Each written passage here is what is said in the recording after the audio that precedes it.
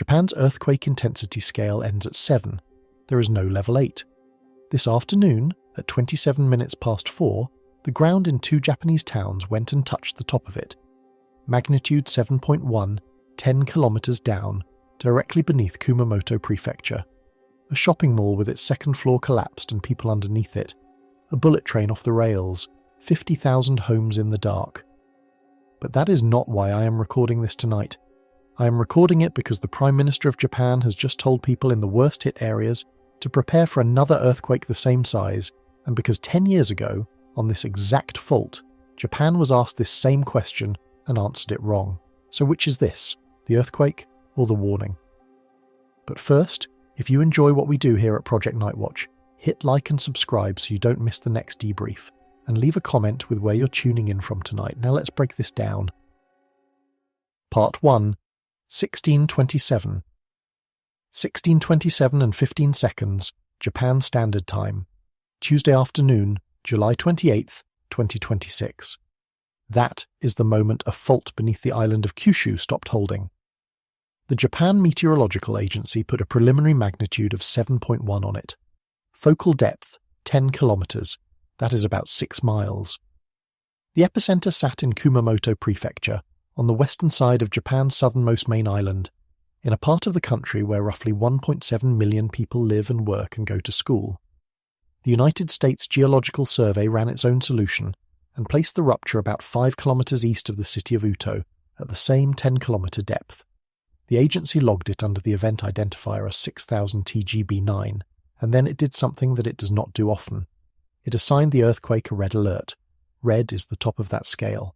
The system is called Pager, and what it does is estimate within minutes how bad an earthquake is likely to be for the people who are standing on top of it. Green means little or no impact expected. Yellow means a local response. Orange means a regional or national response. Red means the agency's models expect severe casualties and severe economic loss, and that international assistance may be required. Most earthquakes in the world, even large ones, never come anywhere near that classification. This one got there inside the first hour. And then there is the other number, the one that most of the world's coverage tonight is going to skip past because it does not look like much on a page. 7. Not magnitude 7, intensity 7, shindo 7, on the Japan Meteorological Agency's seismic intensity scale. That reading was recorded in 2 municipalities, Uki City and Ikawa Town, both in Kumamoto Prefecture. And the thing you need to understand about shindo 7, the thing I am going to spend a good part of this video on, is that the scale does not go any higher. There is no level 8. Japan built a scale to describe how violently its own ground can move, and today the ground reached the end of it. So let me put the question on the table now, because it is the only question that actually matters tonight, and I am not going to make you wait for it. Was that the earthquake, or was that the warning? Here is the honest partial answer, and I want to give it to you straight before I complicate it. Statistically, this is probably the main event. Across the whole global catalogue, when an earthquake of this class happens, roughly 19 times out of 20, nothing larger follows. That is a genuinely reassuring number, and it is not a number anyone is hiding. If you're asking me what the base rate says, the base rate says the worst is very likely already behind Kumamoto tonight. Now here is the part that keeps me awake. That same base rate was true in April of 2016. It was true on this exact fault system, in this exact prefecture. And Kumamoto turned out to be the 1 in 20. And tonight, the Prime Minister of Japan is publicly telling people in the hardest hit areas to prepare for another earthquake of similar scale. Let me walk you through what we actually know in the order it happened, because the timeline is doing a lot of work here. Within about 2 minutes of the rupture, the Japan Meteorological Agency issued a tsunami advisory. Not a warning, an advisory.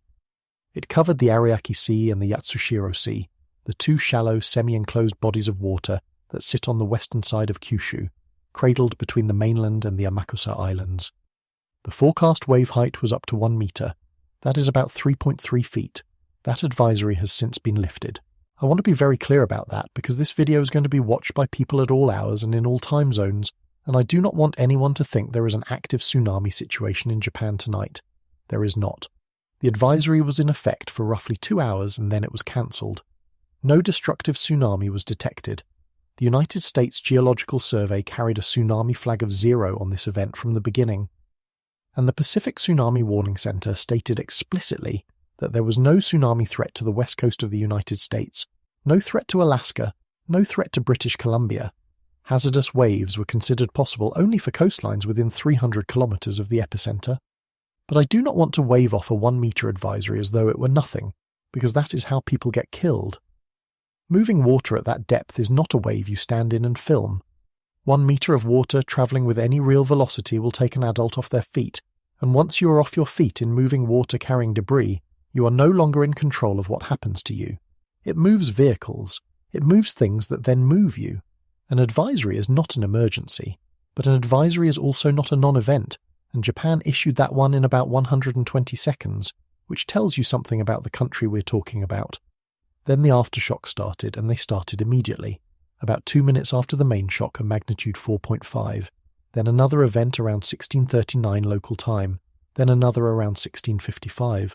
Shortly after 1700, a separate event in the Amakusa and Ashikita area, registering Shindo 5 in its own right, which is a serious earthquake by any ordinary standard, and which is tonight a footnote. 2 of them matter more than the others, and I want to give you their exact parameters, because in about 90 minutes of this video, the position of these 2 events is going to become the most important fact in the entire story.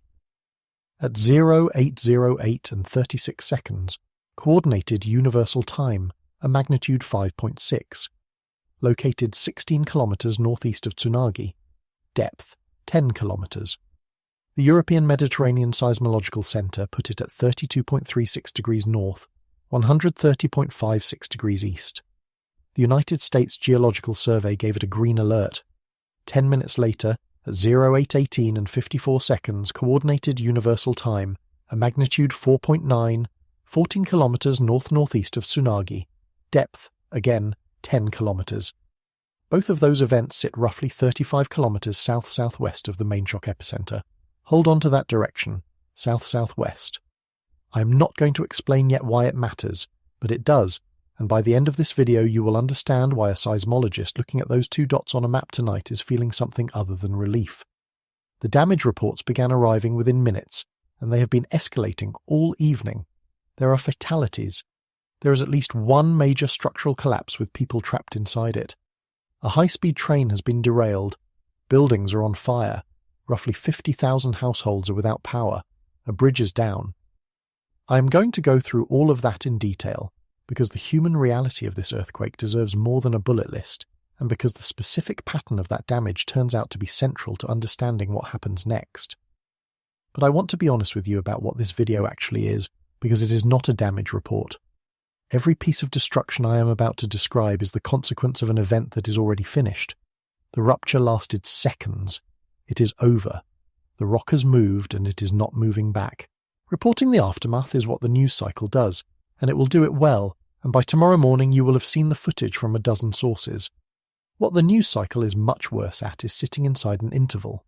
Because right now, tonight, Japan is inside one.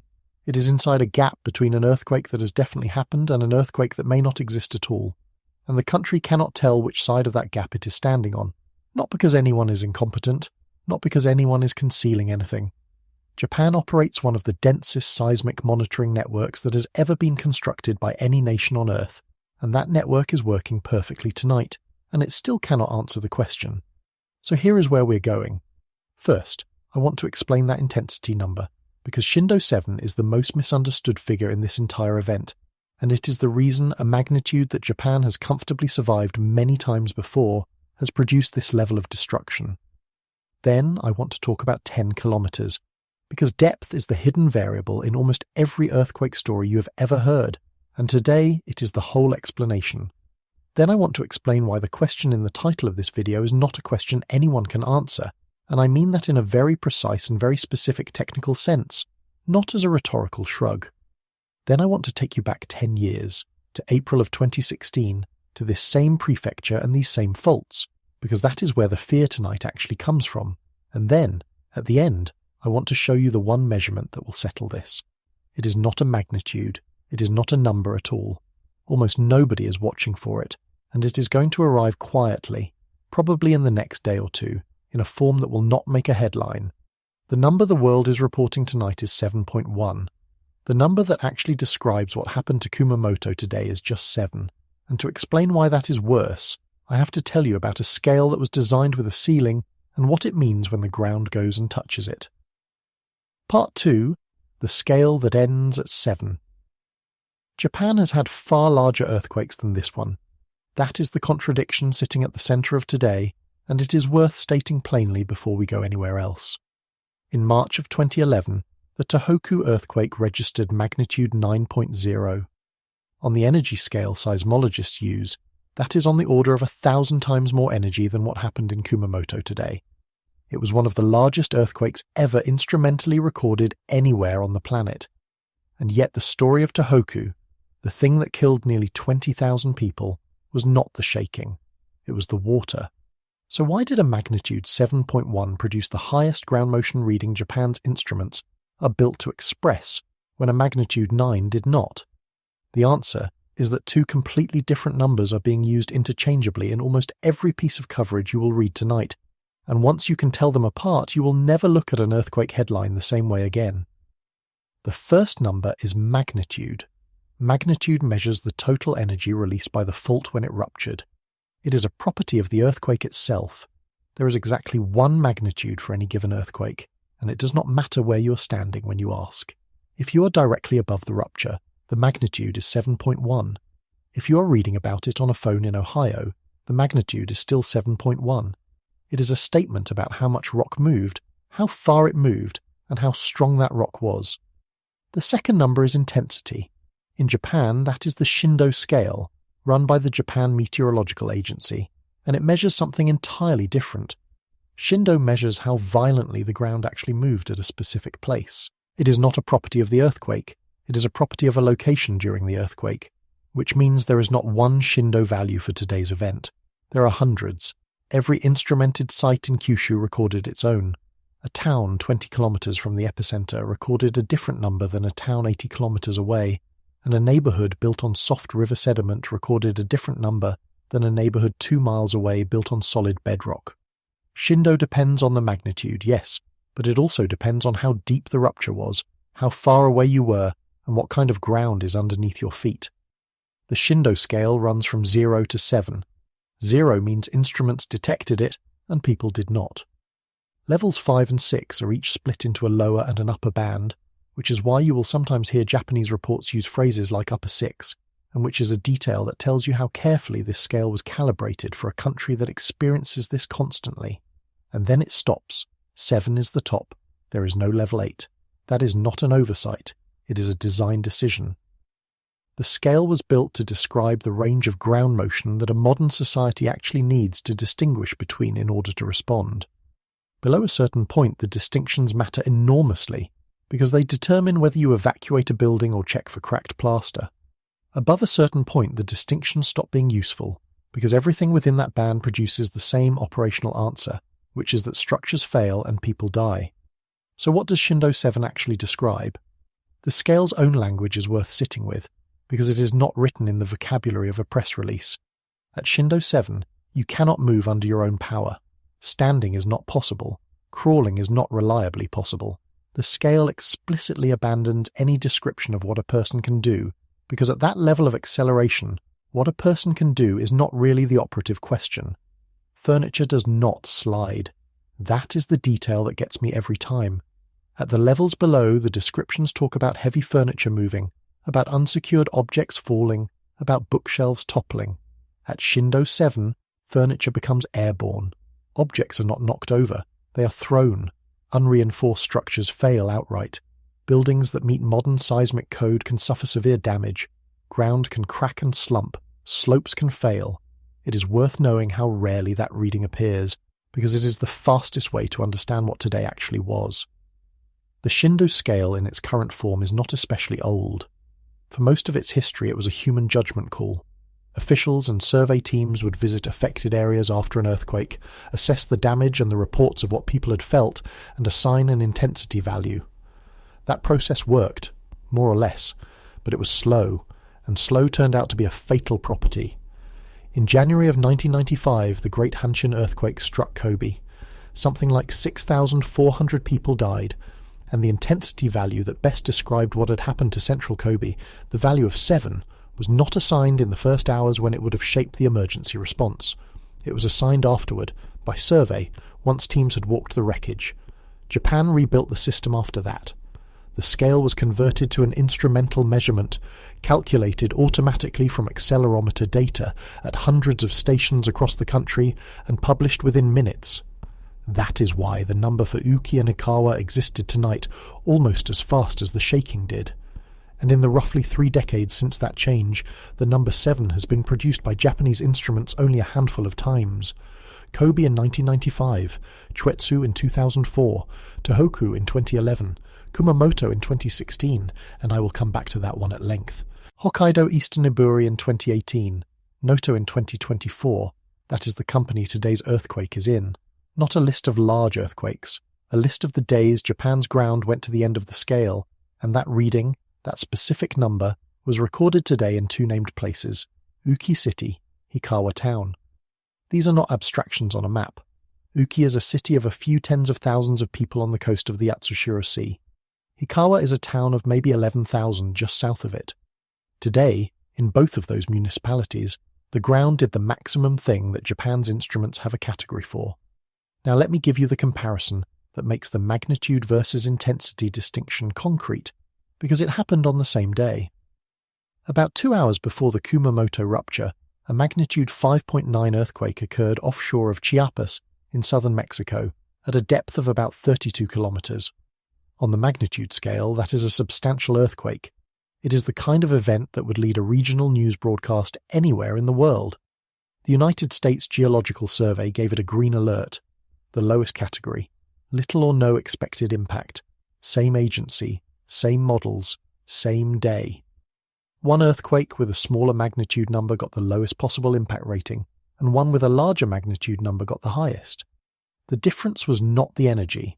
The difference was where that energy was released and what was sitting above it. This is the reason 2 honest, careful people can look at the same earthquake and report genuinely different severities without either of them lying.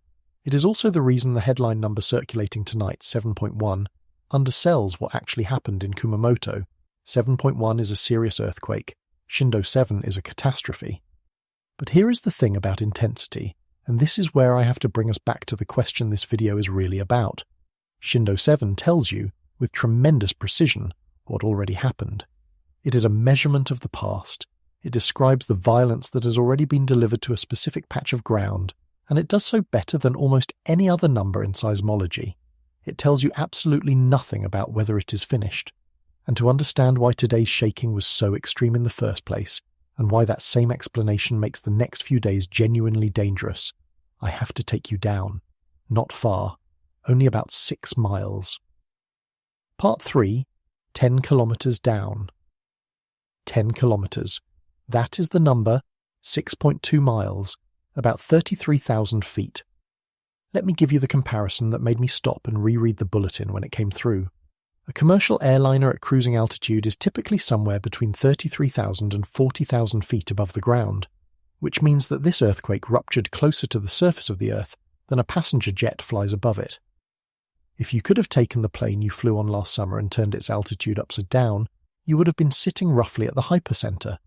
That is not a poetic flourish. It is the entire reason this event was as violent as it was, and I want to walk you through the physics of why, because once you see it, you will understand something about earthquakes that most coverage never bothers to explain. When a fault ruptures, the energy does not travel to you in a straight line down a wire. It radiates outward in every direction, spreading through the rock as waves, and as those waves spread, 2 things happen to them. The first is purely geometric. The energy released at the rupture point is finite, and it is spreading across an expanding surface. Think of the surface of a balloon as you inflate it. The same amount of rubber has to cover more and more area, so it gets thinner everywhere. Seismic energy behaves the same way. The further the wavefront travels, the more area that fixed amount of energy is smeared across, and the less of it arrives at any single point. The second is that rock is not a perfect transmitter. It absorbs, it scatters. Every kilometer of rock the wave passes through takes a small bite out of it, converting a fraction of that motion into heat, bouncing some of it off boundaries between different rock types, dispersing it. Seismologists have a word for it, attenuation, and it is doing quiet, enormous work in every earthquake that does not kill anyone.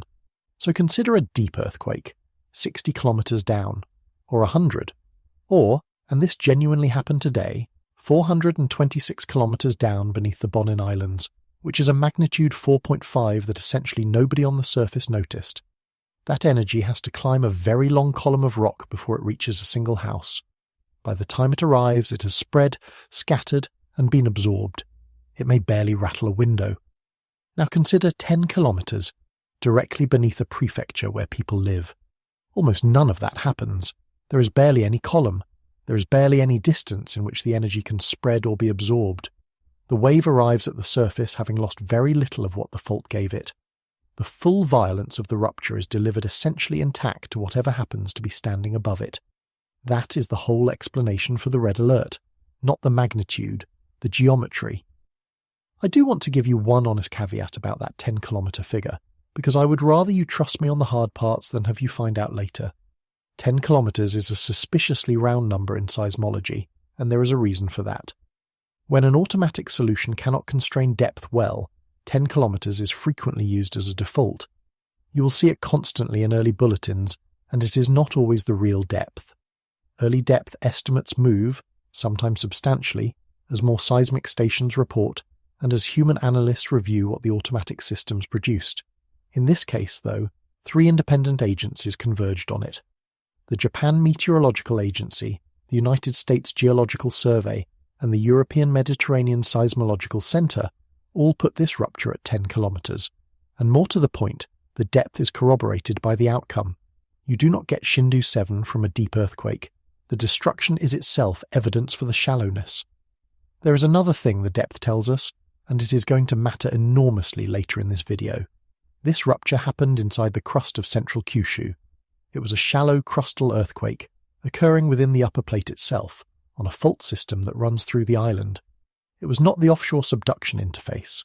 I am going to come back to that distinction in detail, because a very large and very loud claim is circulating tonight that depends entirely on people not understanding it.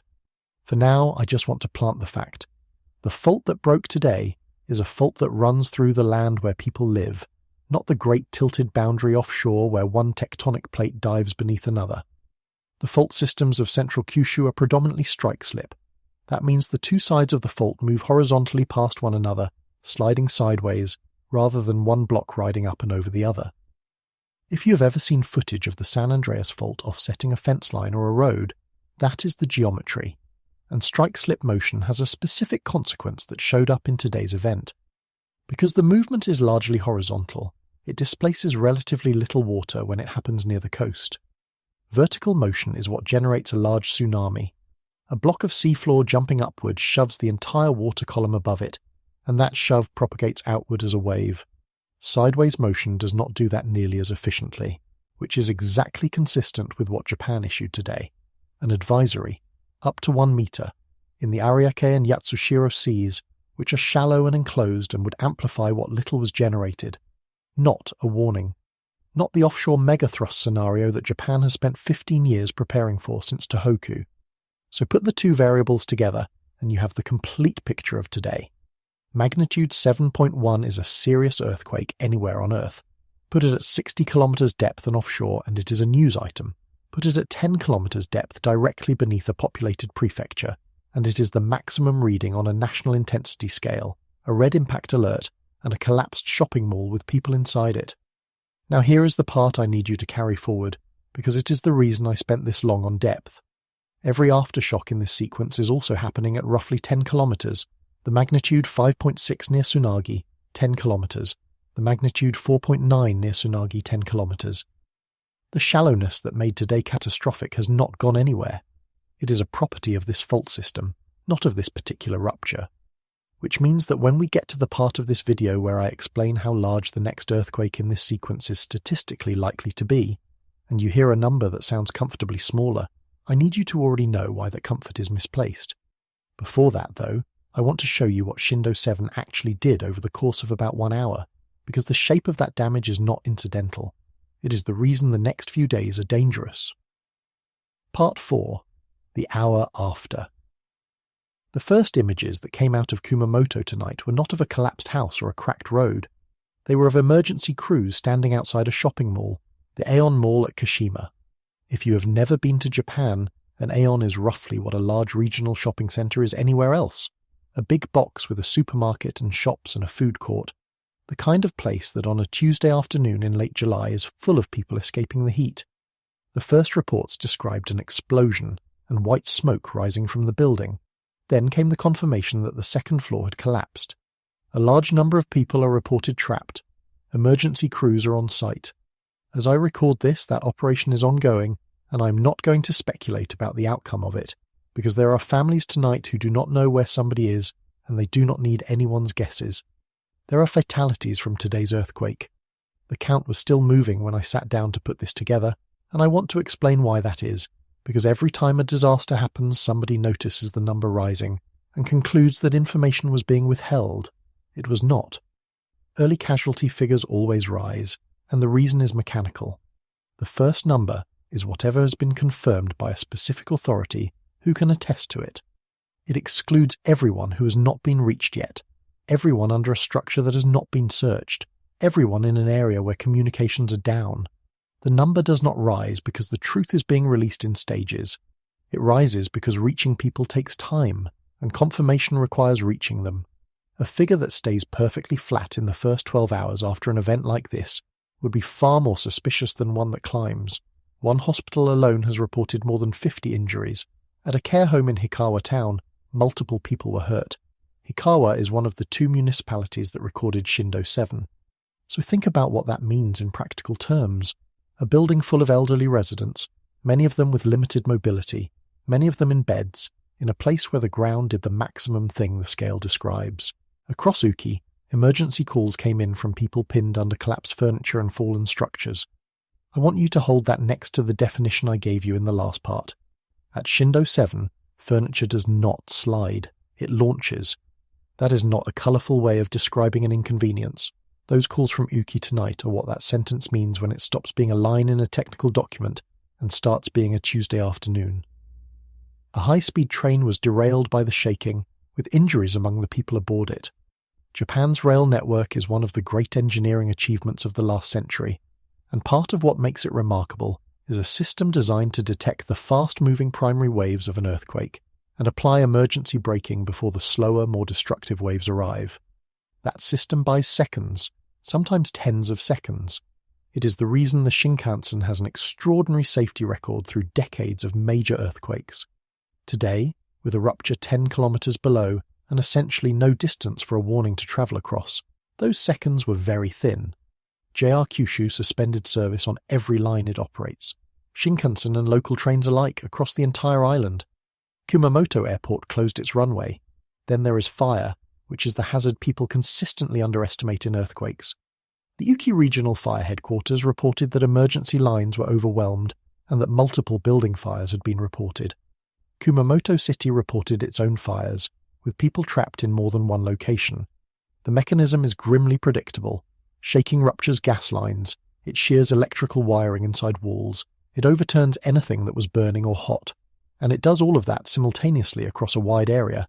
At the exact moment it also cracks water mains and blocks roads with debris, which means the fires start everywhere at once and the trucks cannot reach them. In the worst historical cases, this is the part of an earthquake that kills the most people, long after the shaking has stopped. Roughly 50,000 households in Kumamoto lost electricity. Kyushu Electric issued warnings not to approach downed lines. That number, 50,000 households, is not just a comfort statistic. It means 50,000 homes without air conditioning in late July in southern Japan, without refrigeration, without lighting for anyone trying to find their way out of a damaged building in the dark. Buildings have collapsed. A large bridge has also collapsed. Those 2 facts came from the Prime Minister's office directly, and then there is the number that everybody watching from outside Japan wants first, and which I deliberately put last: the nuclear plants. Kyushu hosts 2 operating nuclear facilities in this region, Sendai and Genkai. First-pass checks at both reported no abnormalities. I want to be precise about what that does and does not mean, because it is the single most important early number in this entire event, and it deserves to be handled carefully in both directions.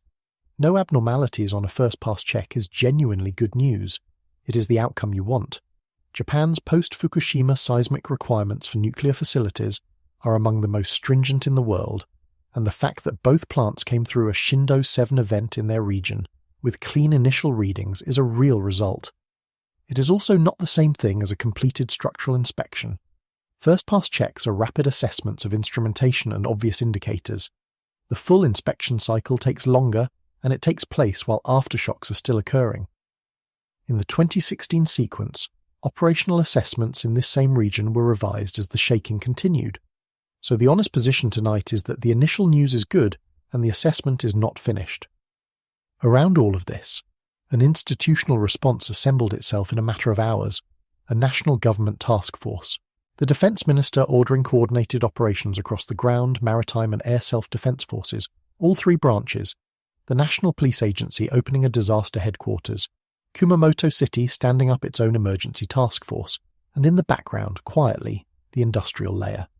This region hosts the Kyushu hub of TSMC, the largest contract chip manufacturer on the planet, and facilities belonging to Sony. Both were still assessing damage. That is not the human story tonight, and I am not going to pretend it is, but it is a reminder that a fault under a Japanese prefecture is also, in the 21st century, a fault under the global supply of semiconductors. Now, I have just walked you through an inventory of destruction, and I want to draw your attention to something about that inventory that is easy to miss when you're looking at the photographs. Every single structure I just named is now weaker than it was this morning. The buildings around Uki that stayed up but cracked, the retaining walls holding back slopes, the road cuts, the bridge approaches that did not fail, the mall itself, all of them absorbed an enormous amount of energy today, and structures that absorb energy do not simply shrug it off. They lose stiffness, they lose redundancy, they lose the margin that was engineered into them, which is exactly why the question at the top of this video is not academic, and why the Prime Minister of Japan spent part of today telling a frightened population to expect another one. Because if a second earthquake arrives into this landscape, it does not have to be as big as the first one. But before I can tell you how likely that is, I have to tell you something uncomfortable about the word foreshock, and it is this. There is no such thing. Not tonight. Not while it is happening. Part 5. A word that only exists in hindsight. There is no such thing as a foreshock. I mean that literally, and I mean it in the present tense. At the moment an earthquake is happening, the category does not exist. It cannot be measured, it cannot be detected, and it cannot be assigned. Not by Japan, not by anyone, not with any instrument that has ever been built. Here is the definition, and I want you to notice how strange it is. A foreshock is an earthquake that is followed by a larger earthquake nearby. That is the entire definition. There is nothing in it about the character of the shaking, the shape of the waveform, the depth, the mechanism, or anything else you could point an instrument at. The definition contains no information about the earthquake itself. It contains information only about what happens afterward, which means the label is applied backwards through time. An earthquake becomes a foreshock later, if something bigger arrives. Until that happens, or until enough time passes that it becomes clear nothing bigger is coming, every earthquake is provisionally the main event. The magnitude 6.5 that struck Kumamoto in April of 2016 was the main shock for 28 hours. Then it stopped being the main shock. Nothing about the earthquake changed. The rock did not move again. What changed was the future. So why can we not tell? Why, with a country as thoroughly instrumented as Japan, is this not a solved problem? The answer is in how ruptures actually work, and it is worth walking through slowly, because almost nobody explains this part. An earthquake does not begin as an earthquake. It begins as a small slip at a single point on a fault, a patch of rock maybe a few hundred meters across that finally loses its grip on the patch next to it. That initial failure is tiny. If it stopped there, it would be a magnitude 2, and nobody standing above it would feel a thing. But it does not necessarily stop there. The slip at that point changes the stress on the rock immediately adjacent to it. If that neighbouring rock is close enough to failure, it goes too, and when it goes, it loads the rock beyond it and so on, and the rupture front races outward along the fault surface at a speed on the order of 2 to 3 kilometers per second. Everything about the eventual size of the earthquake is decided during that propagation. How far does the rupture front get before it runs into something that stops it? Does it hit a patch of rock that is strong and far from failure, which arrests it? Does it reach a bend or a step or a gap in the fault geometry that it cannot jump? Or does it find a long, continuous, critically stressed stretch of fault that it can run down for 50 or 100 kilometers? The consequence of that is genuinely unsettling once you sit with it. The first 2 seconds of a magnitude 6.5 and the first 2 seconds of a magnitude 7.3 are, as far as anyone has been able to measure, the same 2 seconds. The rupture does not know how big it is going to be. It finds out on the way. The clearest way to see this is through duration. A moderate earthquake is over almost immediately. A magnitude 6 ruptures a patch of fault maybe 10 or 15 kilometers across, and at a rupture velocity of 2 to 3 kilometers per second, the whole thing is finished in a handful of seconds. A great earthquake is a different animal entirely. The 2011 Tohoku rupture ran something like 500 kilometers along the subduction interface, and the fault kept moving for around 3 minutes. 3 minutes is an extraordinarily long time to be inside an earthquake. People who lived through it describe it as the shaking simply refusing to stop. But notice what that means. The difference between a moderate earthquake and a catastrophic one is, in large part, how long the rupture keeps going, and you cannot know how long something lasted until it has finished. This is not a theoretical problem. It is an operational one, and Japan has run headlong into it. The country operates an earthquake early warning system that detects the fast-travelling primary waves at stations near the epicenter and pushes an alert to phones, broadcasters, factories and trains before the slower, destructive shear waves arrive. It works, and it saves lives, and it is one of the genuine triumphs of applied seismology. It also has a known and structural weakness, which is that it systematically underestimates the largest earthquakes in the first seconds. It has to. It is making a magnitude estimate from the opening moments of a rupture that has not finished growing. If the fault is going to keep tearing for another 2.5 minutes, the system does not know that yet, because the information physically has not been generated, so Japan already has a national system that runs into this exact limit every time the ground moves. The uncertainty in tonight's question is not some abstract philosophical caveat. It is the same uncertainty on a longer timescale. So when the seismic waves from today's earthquake arrived at monitoring stations across Kyushu, and then across Japan, and then across the world, they carried a complete description of what had already happened and no description whatsoever of what the fault might do next. There is no flag in the data. No instrument in Japan produces a reading labelled foreshock because the quantity does not exist to be read. And I want to be extremely clear about something here, because this is exactly the kind of gap where conspiracy grows. This is not a monitoring failure. Japan has one of the densest seismic networks ever assembled by any nation.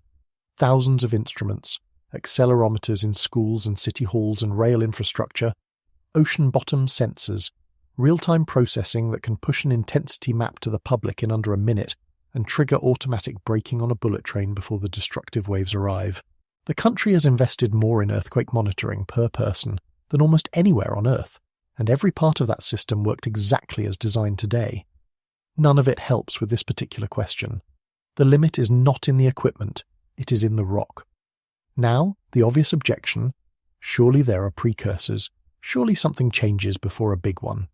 That question has been the central obsession of a substantial part of seismology for something like 100 years, and I want to give you the honest state of it rather than either the cynical version or the hopeful one. People have looked at essentially everything. Changes in the speed at which seismic waves travel through rock near a fault, changes in the electrical resistivity of the ground, radon gas seeping out of the crust, groundwater levels, ground deformation measured by satellite, unusual patterns of small earthquakes, electromagnetic signals in the atmosphere, animal behavior, which has been studied far more seriously than you would guess. The results, over a century, break down into a frustrating pattern. In hindsight, after a large earthquake, researchers frequently find something in the data that looks like it might have been a signal. Prospectively, in advance, no method has ever been demonstrated to work reliably and repeatably across multiple earthquakes. And those two things are not the same.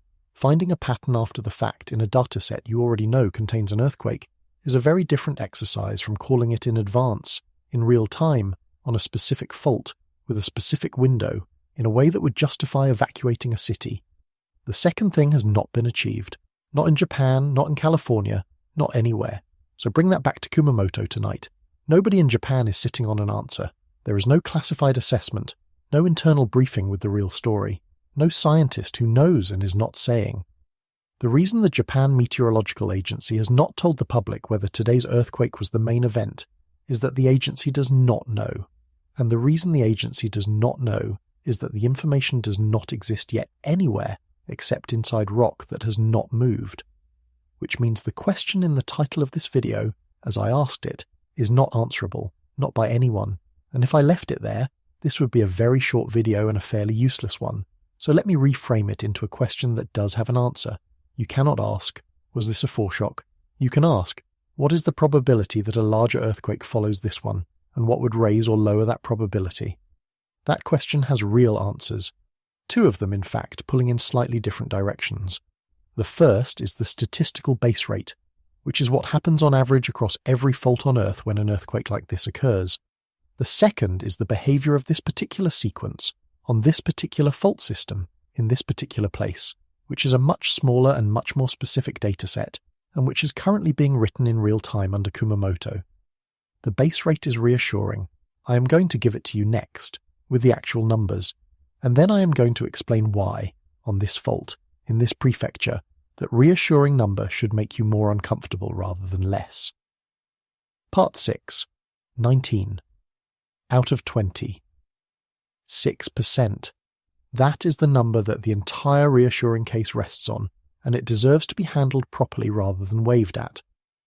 When an earthquake of this general class occurs, the probability that a larger earthquake follows it nearby within the next 3 days is approximately 6%. Within a week, approximately 5%, because most of the risk is concentrated in the first few days, and the window is already narrowing by the time you get out to 7. Flip it around, and it lands differently. Roughly 19 out of 20 moderate to large earthquakes are followed by nothing bigger. That is the honest headline, and it is the reason that most of the time, when a country wakes up to a damaging earthquake, the worst really is over. There is a detail buried in those statistics that consistently surprises people, and I think it is worth pulling out. The probability is not strongly dependent on how big the first earthquake was. Between roughly magnitude 3 and magnitude 5, the odds that a given earthquake turns out to have been a foreshock are broadly similar. A small quake is about as likely to precede a big one as a moderate quake is. That is counterintuitive, and it follows directly from what I explained in the last part. If the eventual size of a rupture is decided during propagation rather than at initiation, then the size of the first event tells you very little about whether the fault system is primed to produce a bigger one. The small earthquake and the moderate earthquake are both just evidence that this patch of crust is currently active. There is also a definitional detail hiding inside that 6% that you should know about, because it explains why different sources quote slightly different numbers. To say that one earthquake was followed by a larger one, you have to decide what follow means. How close in space does the second event have to be to count as the same sequence rather than a coincidence somewhere else on the planet? How close in time? Different studies draw those boxes differently. Some use a fixed radius of a few tens of kilometers. Some scale the radius to the size of the first rupture. Some use 3 days, some 7, some 30. Widen the box and the percentage goes up because you sweep in more events. Narrow it and the percentage falls. None of that is fudging. It is the unavoidable consequence of studying a phenomenon whose boundaries are not sharp. What matters is that across all reasonable choices of box, the answer lands in the same neighborhood. A single-digit percentage, and a strong majority outcome of nothing bigger. And there is a decision-making point buried here that I think is the most important thing in this entire part.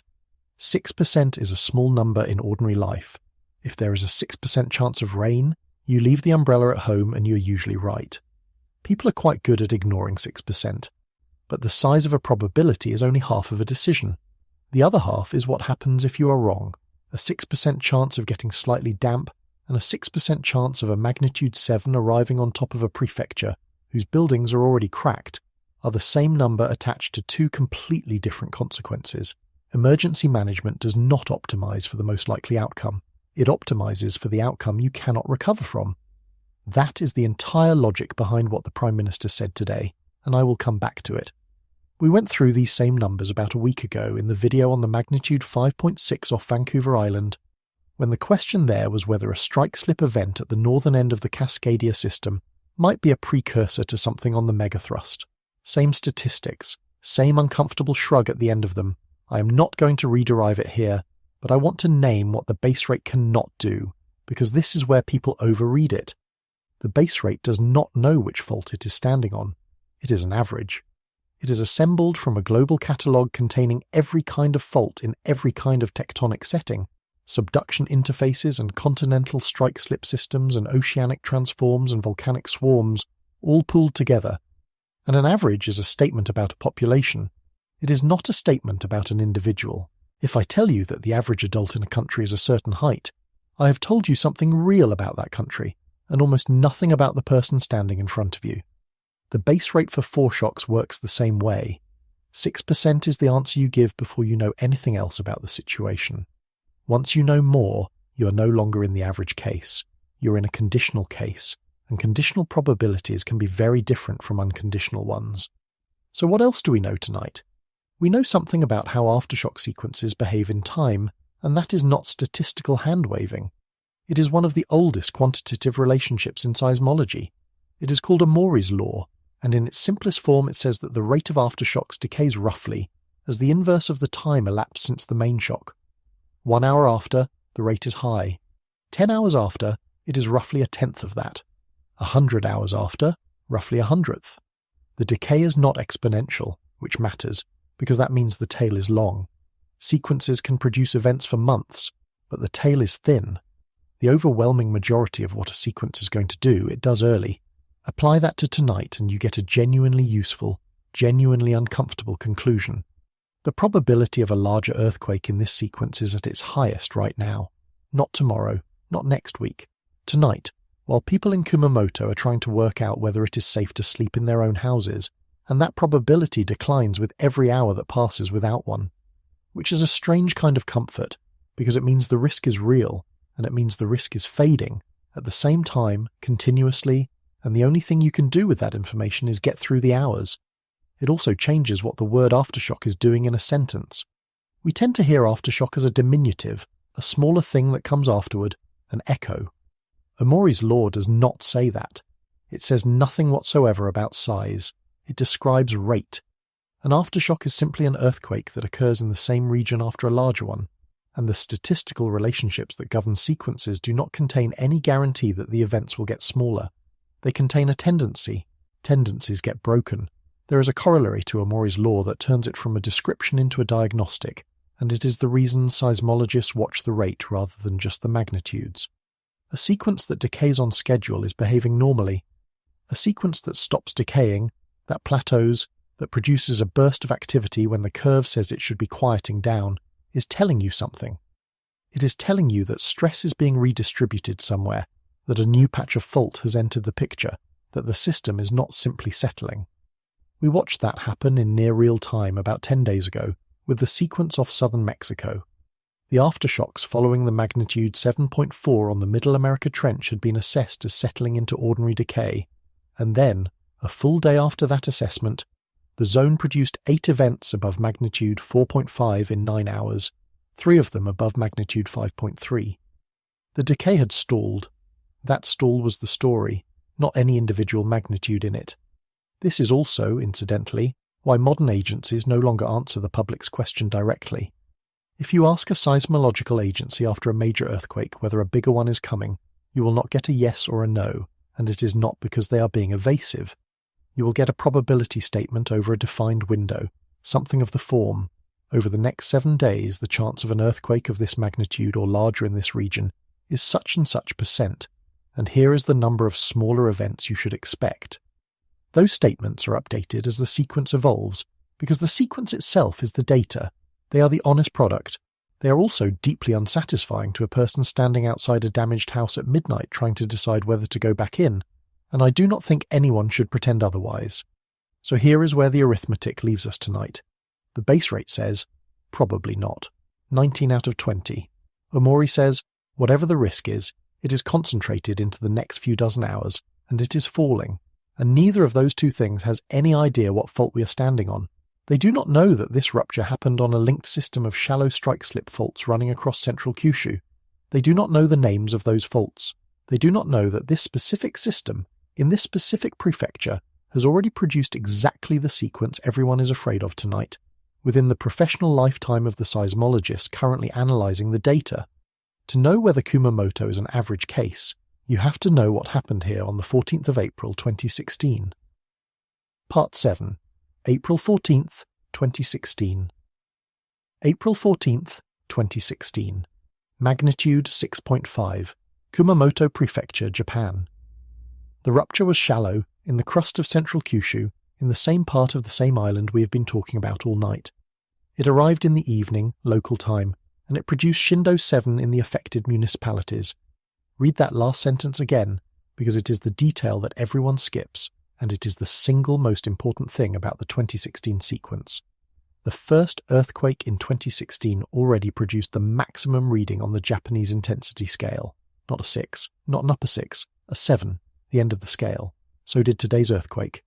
Which means that the intensity value cannot tell you what stage of a sequence you are in.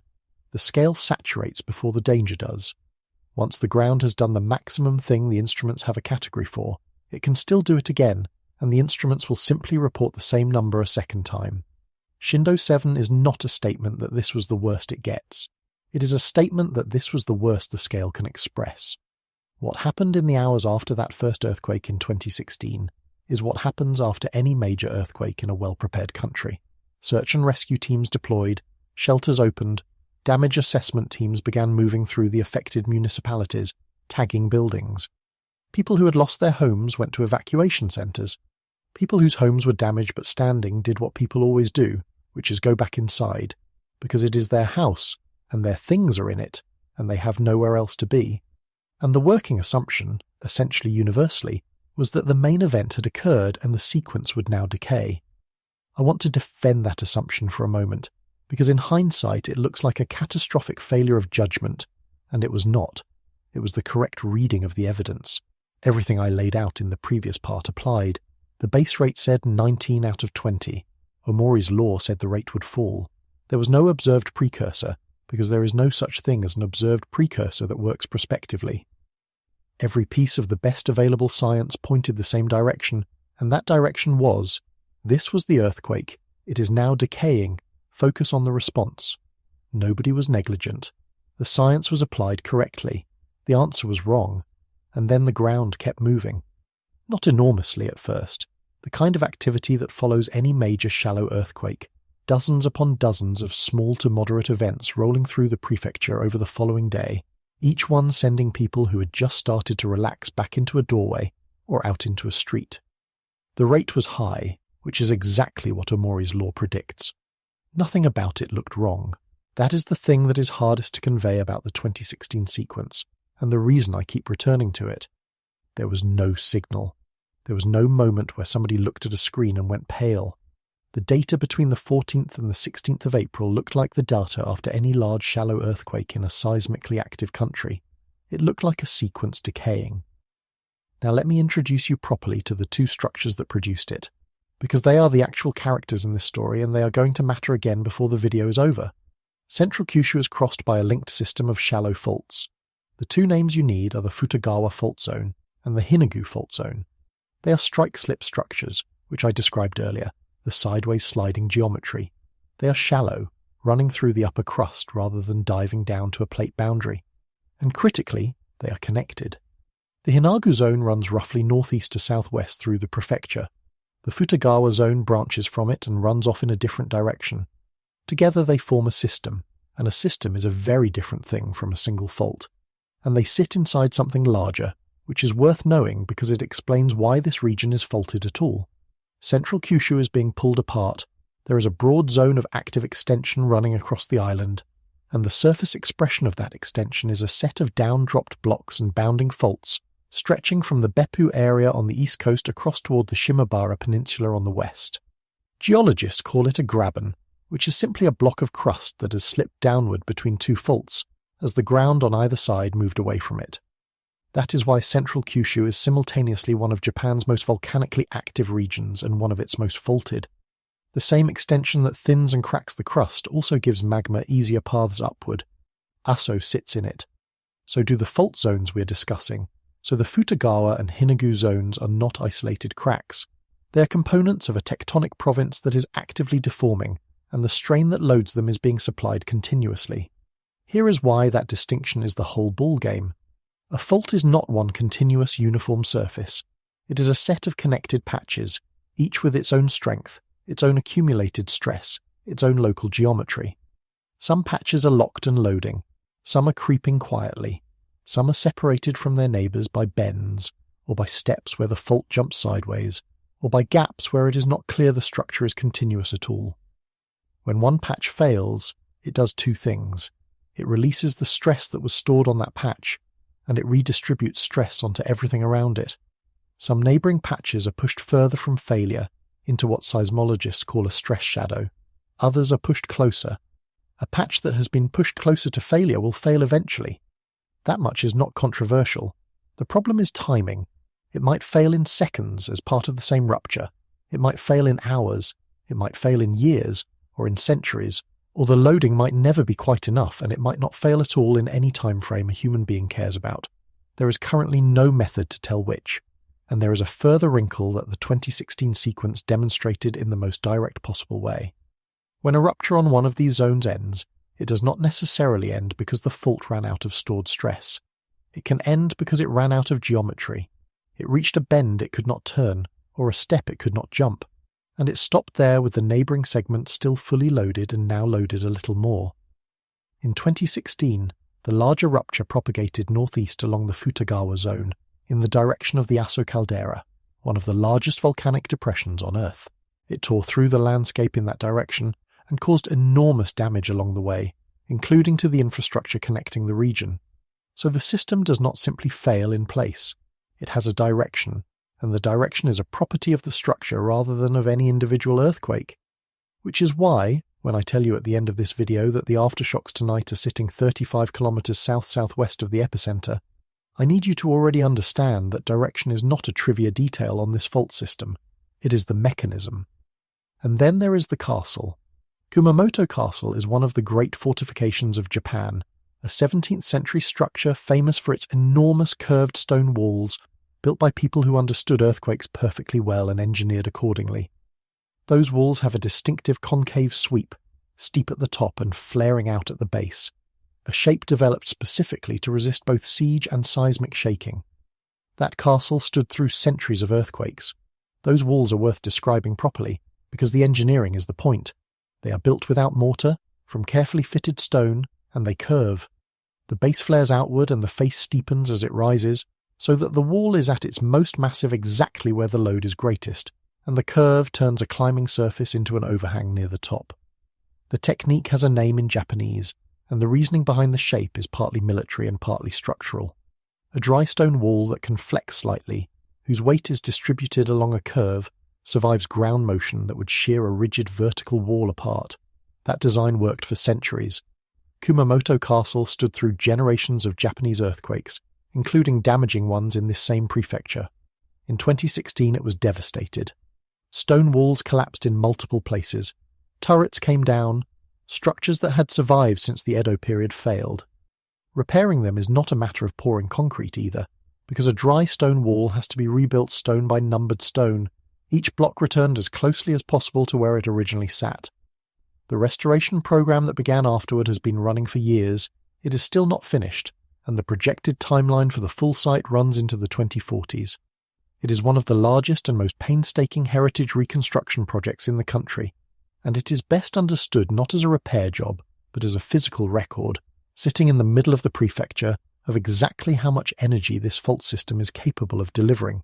And everything I have just told you about April 14th, 2016 was also true this morning, before the shaking started.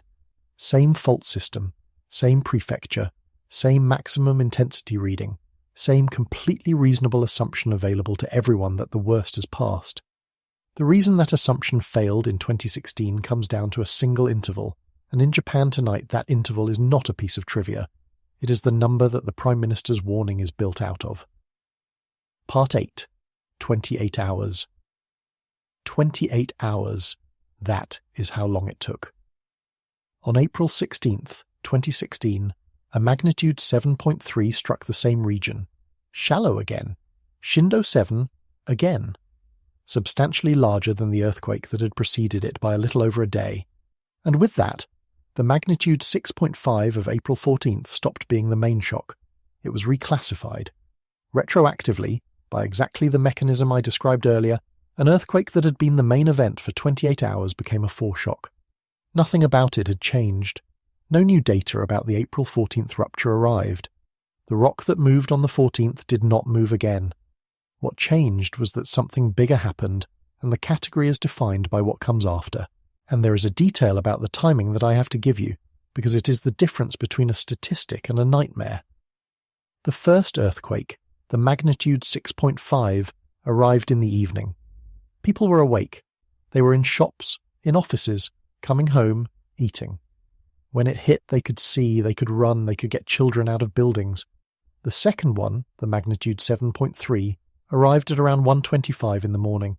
Everyone was asleep, in houses that had been shaken to the edge of failure a day earlier, in the dark with the power already unreliable across much of the prefecture. The larger of the two Kumamoto earthquakes arrived at the single worst hour it could have chosen, into a population that had spent the previous day being told the worst was probably over. Now think about what those 28 hours had done to the ground in between.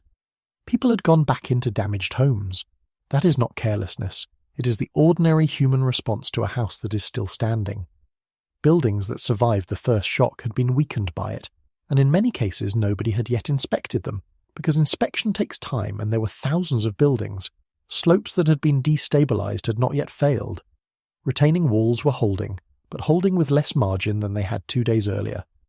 Into that landscape, the larger earthquake arrived, and the size difference was not marginal. Magnitude is a logarithmic scale, and the standard conversion is that each whole unit of magnitude corresponds to roughly a factor of 32 in the energy released. From 6.5 to 7.3 is 0.8 of a unit, which works out to somewhere in the region of 15 times more energy from the second earthquake than the first. So Kumamoto absorbed a major earthquake, spent a day and a bit with its structures cracked and its slopes loosened, and its people returning to their houses, and then absorbed something around 15 times larger.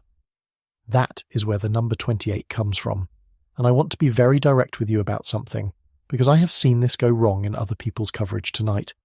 There is nothing physically significant about 28 hours. It is not a threshold. It is not a rule. There is no mechanism in fault mechanics that produces a preferred interval of a little over a day. If the second Kumamoto earthquake had come at 9 hours or at 90, the physics would have been identical. The number 28 is a historical fact about one sequence, not a property of the Earth.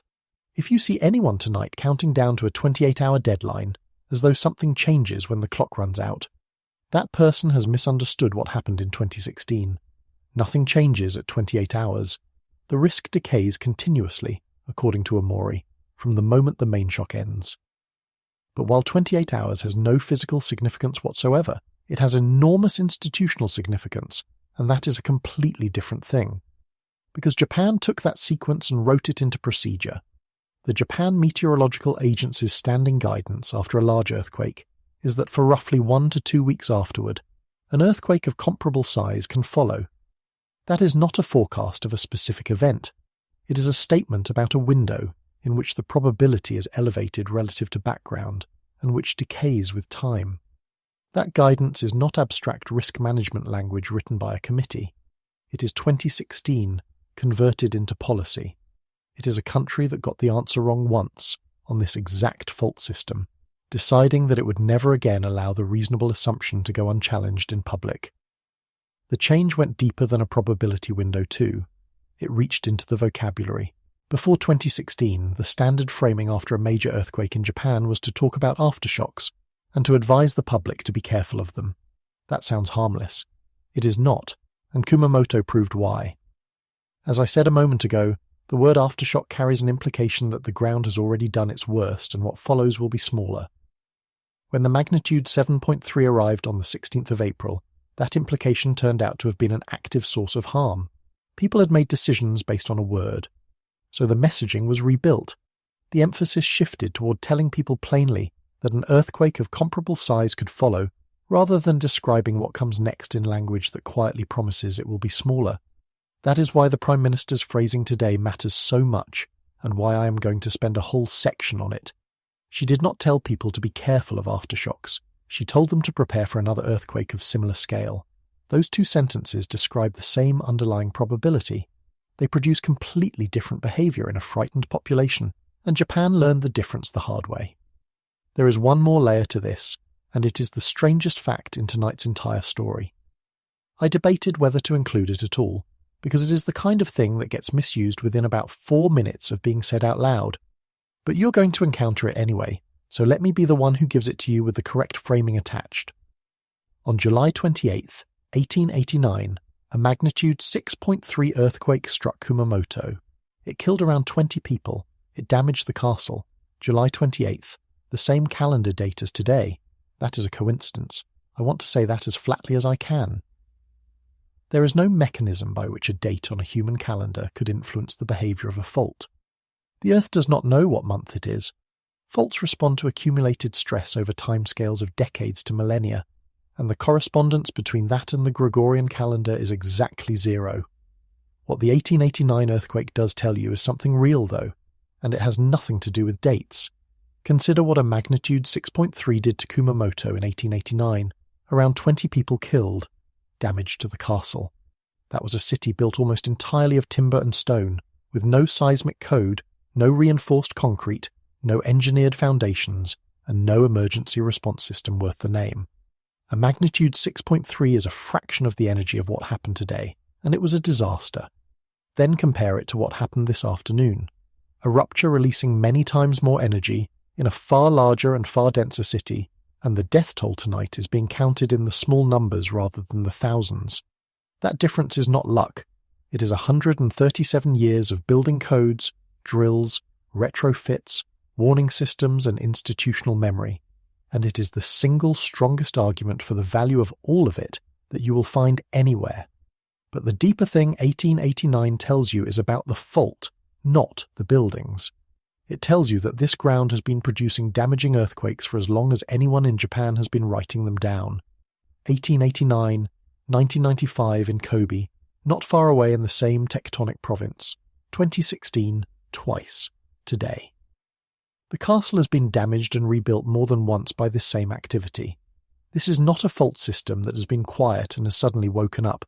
This is a fault system doing what it has always done, on a schedule that happens to be longer than a human attention span, so bring it all the way back to tonight.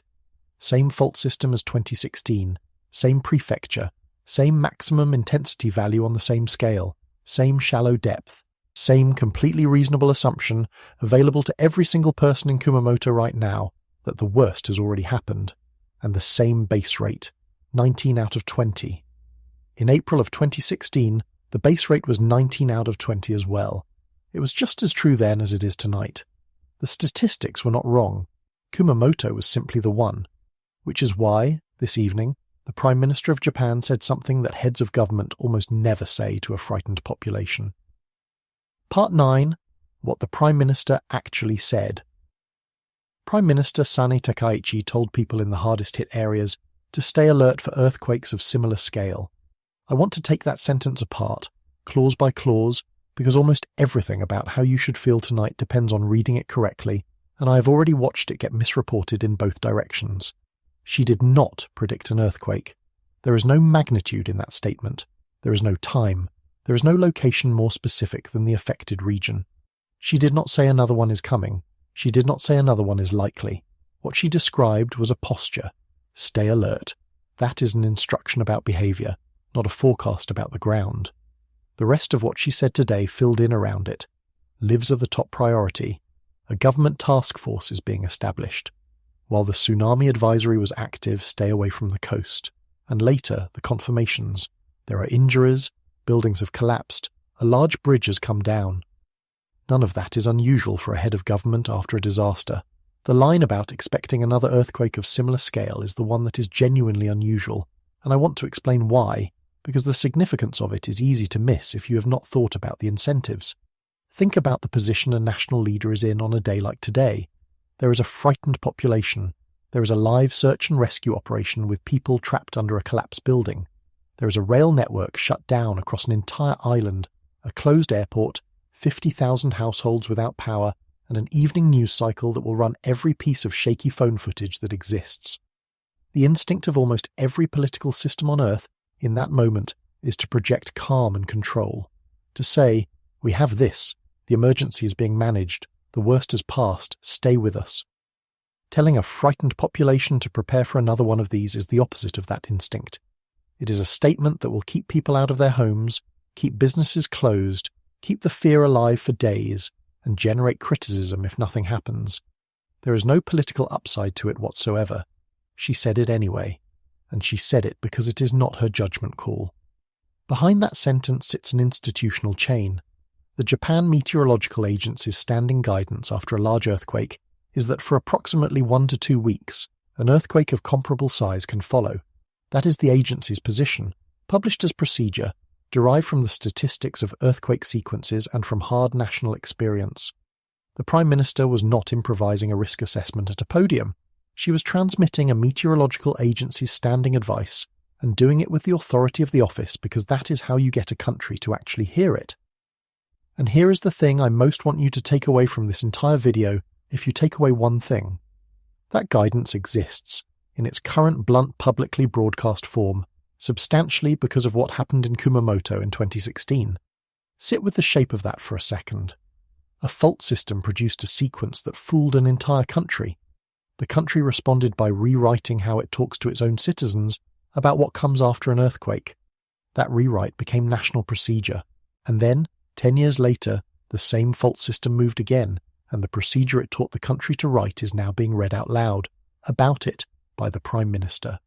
Japan learned a lesson from this ground, and tonight it is applying that lesson back to the ground that taught it. So what does prepare for another earthquake of similar scale actually mean, in practice, for a person in Uki tonight? It means do not re-enter a damaged building, even briefly, even to get something that matters to you. It means treat every structure as compromised until somebody qualified has looked at it, and understand that the queue for that inspection is thousands of buildings long. It means expect utilities to stay down and plan around that rather than waiting it out. It means if you are sleeping somewhere tonight, sleep somewhere you can get out of in the dark, quickly, without navigating a stairwell you cannot see. That is not panic guidance.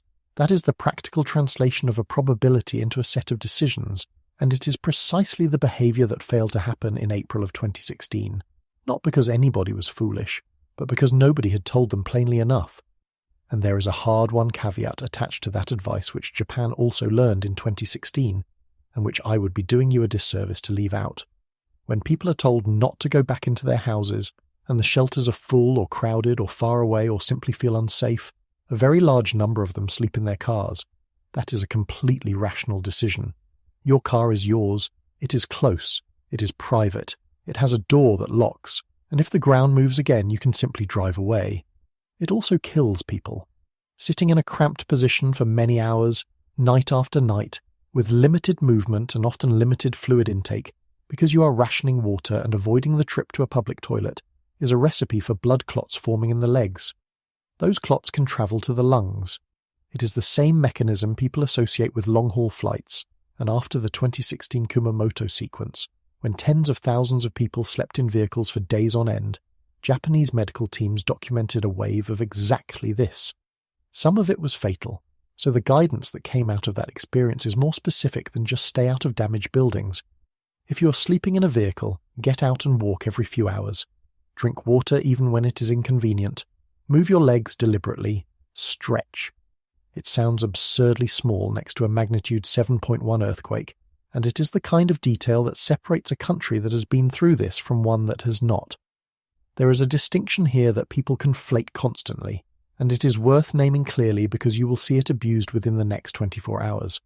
A forecast tells you what will happen. A warning tells you what to be ready for. Only one of those is being issued in Japan tonight. Nobody has forecast a second Kumamoto earthquake. What has been issued is a statement about readiness under uncertainty, and anybody presenting it as a prediction, in either direction, is misrepresenting it. And when you step back and look at the wider response today, you can see the same institutional memory operating everywhere. A tsunami advisory issued in about 2 minutes, a national task force standing up within hours, the defense minister ordering coordinated operations across all 3 branches of the self-defense forces, the National Police Agency opening a disaster headquarters, Kumamoto City convening its own emergency structure, both nuclear facilities in the region checked and reporting back, all of that inside the same evening. That is not a country in disarray. That is a country running a procedure, quickly and without visible hesitation, because it has run it before and it wrote down what it learned. The self-defense force element deserves a moment on its own, because it is easy to hear military deployment and picture something dramatic and miss what it actually is. Japan's self-defense forces are, in practical terms, one of the largest and most experienced disaster response organizations on the planet. That is not their formal purpose, but it is a very large part of what they actually do.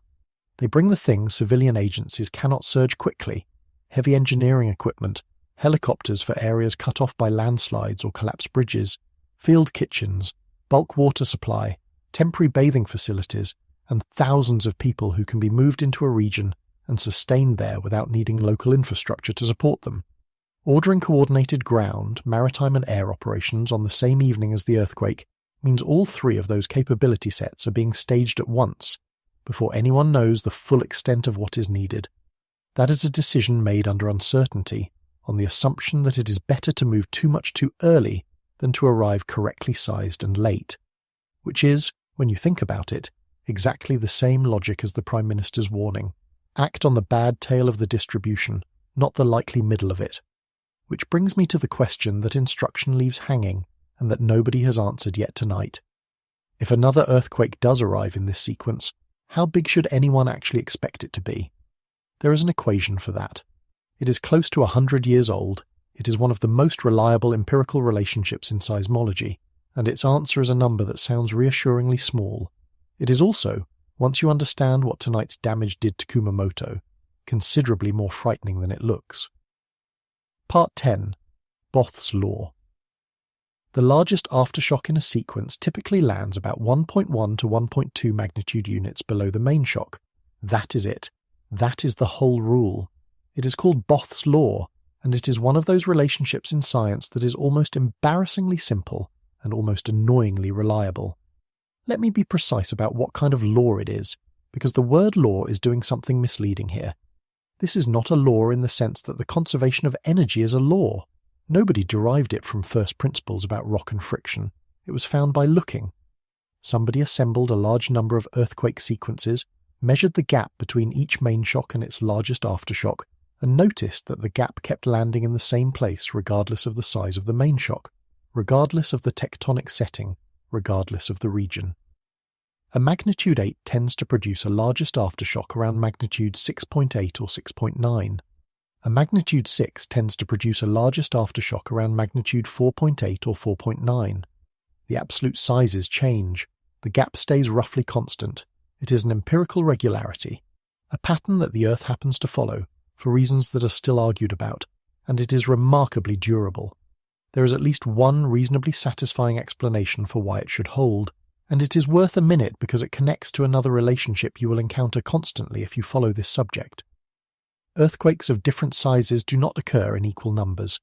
There is a well-established relationship, one of the oldest in seismology, describing how many earthquakes of each magnitude occur in a given region over a given time.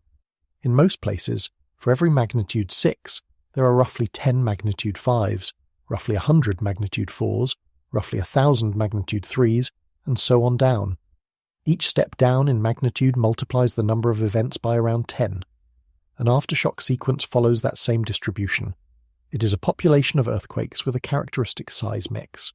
And if you have a population that follows that kind of relationship, and the total number of events in the population is set by how big the main shock was, then simple statistics tells you roughly where the largest single member of that population should fall. Work it through, and you get a gap of a little over 1 magnitude unit between the main shock and the biggest aftershock, which is Both's law, arriving as a consequence of the size distribution rather than as a rule of its own. That is a reassuring thing to know about it, because a relationship that falls out of a deeper regularity is more trustworthy than a coincidence somebody noticed in a table. But it also tells you exactly where the rule's authority ends. It describes the expected value of a random draw from a distribution. It has nothing to say about any particular draw. So let us do the arithmetic on tonight. Magnitude 7.1, subtract 1.1 to 1.2. That gives an expected largest aftershock in the region of magnitude 5.9 to 6.0. 2 qualifications, and the second one is the entire reason this part exists. The first qualification is that this is a central tendency, not a ceiling. Both's law describes where the middle of the distribution sits. It says nothing about where the edges are. Sequences routinely produce largest aftershocks above the expected value, and occasionally well above it.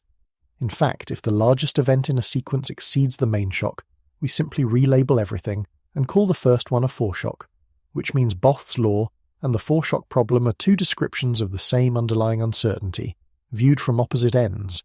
That is worth pausing on. The 2016 Kumamoto sequence is, in Both's law terms, a case where the gap went the wrong way. The relationship held for the sequence that followed the magnitude 7.3, but the interval between the 14th and the 16th of April was the distribution's tail expressing itself.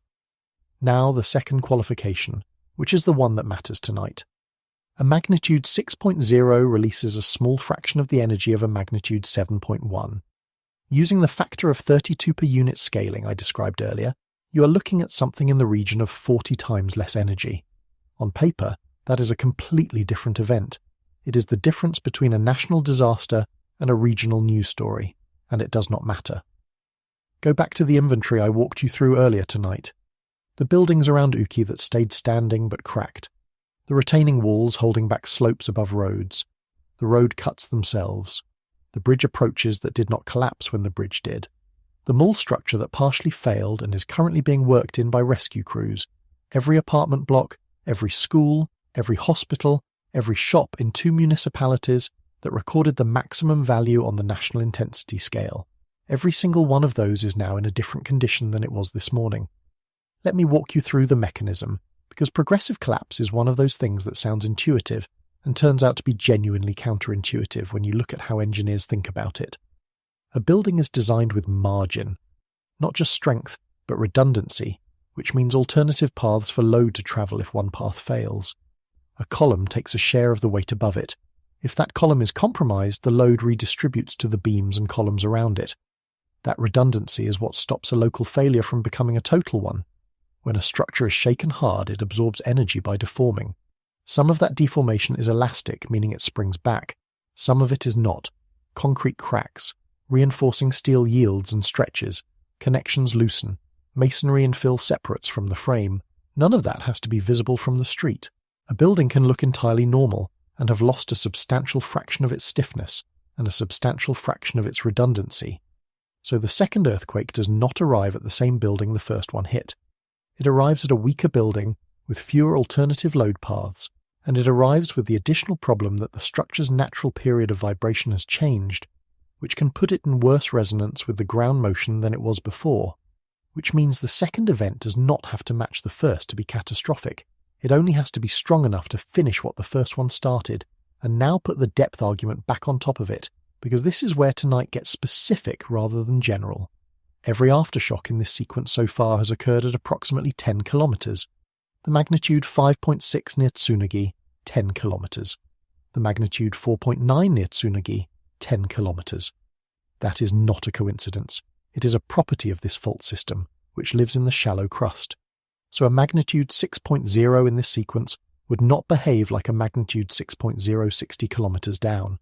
It would be shallow, directly beneath a populated prefecture, with almost no rock column to absorb it, delivering its full violence to structures that are already damaged, in a region where people are sleeping in unfamiliar places and where the inspection queue has barely begun.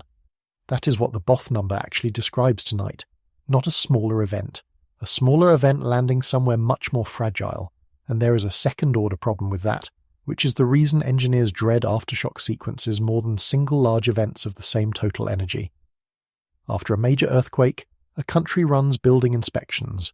In Japan, those inspections are fast, organized and color-coded, with placards attached to structures telling people whether a building is safe to occupy, restricted, or unsafe. That system is genuinely excellent and it saves lives. But it takes days to weeks to work through a prefecture, and every assessment is a snapshot. A building inspected and cleared on Wednesday, then shaken again on Thursday, is not necessarily the building that was inspected. The placard on the door describes a structure that no longer exists in that condition. So an aftershock sequence does not simply add damage, it invalidates the map. It attacks the one process that people are relying on to tell them where it is safe to be, and it does so continuously for as long as the sequence runs. There is one more layer, and it is the reason I keep coming back to those two dots near Tsunagi. The magnitude 5.6 that arrived roughly 40 minutes after the main shock is already within touching distance of the Both expectation. 5.6 against an expected 5.9 to 6.0. That is close. And that gives us something very rare in this story, which is a genuine test with two clear outcomes. If the magnitude 5.6 turns out to be the largest aftershock of this sequence, then Both's law held. The relationship behaved exactly as it does in the overwhelming majority of cases, and today's magnitude 7.1 was the main shock. The question in the title of this video gets answered, quietly, by nothing happening. If something substantially larger arrives, then it was not. There is no third option, and there is nothing anyone can do to accelerate the answer. All of which means that the only remaining question worth asking tonight is what to actually watch for. And I promise you, it is not the thing that every news channel on the planet is watching for. But before I get there, I need to clear two enormous claims out of the way. Because right now, while Kumamoto is dark and people are still trapped, the loudest voices online are not talking about Kumamoto at all. Part 11.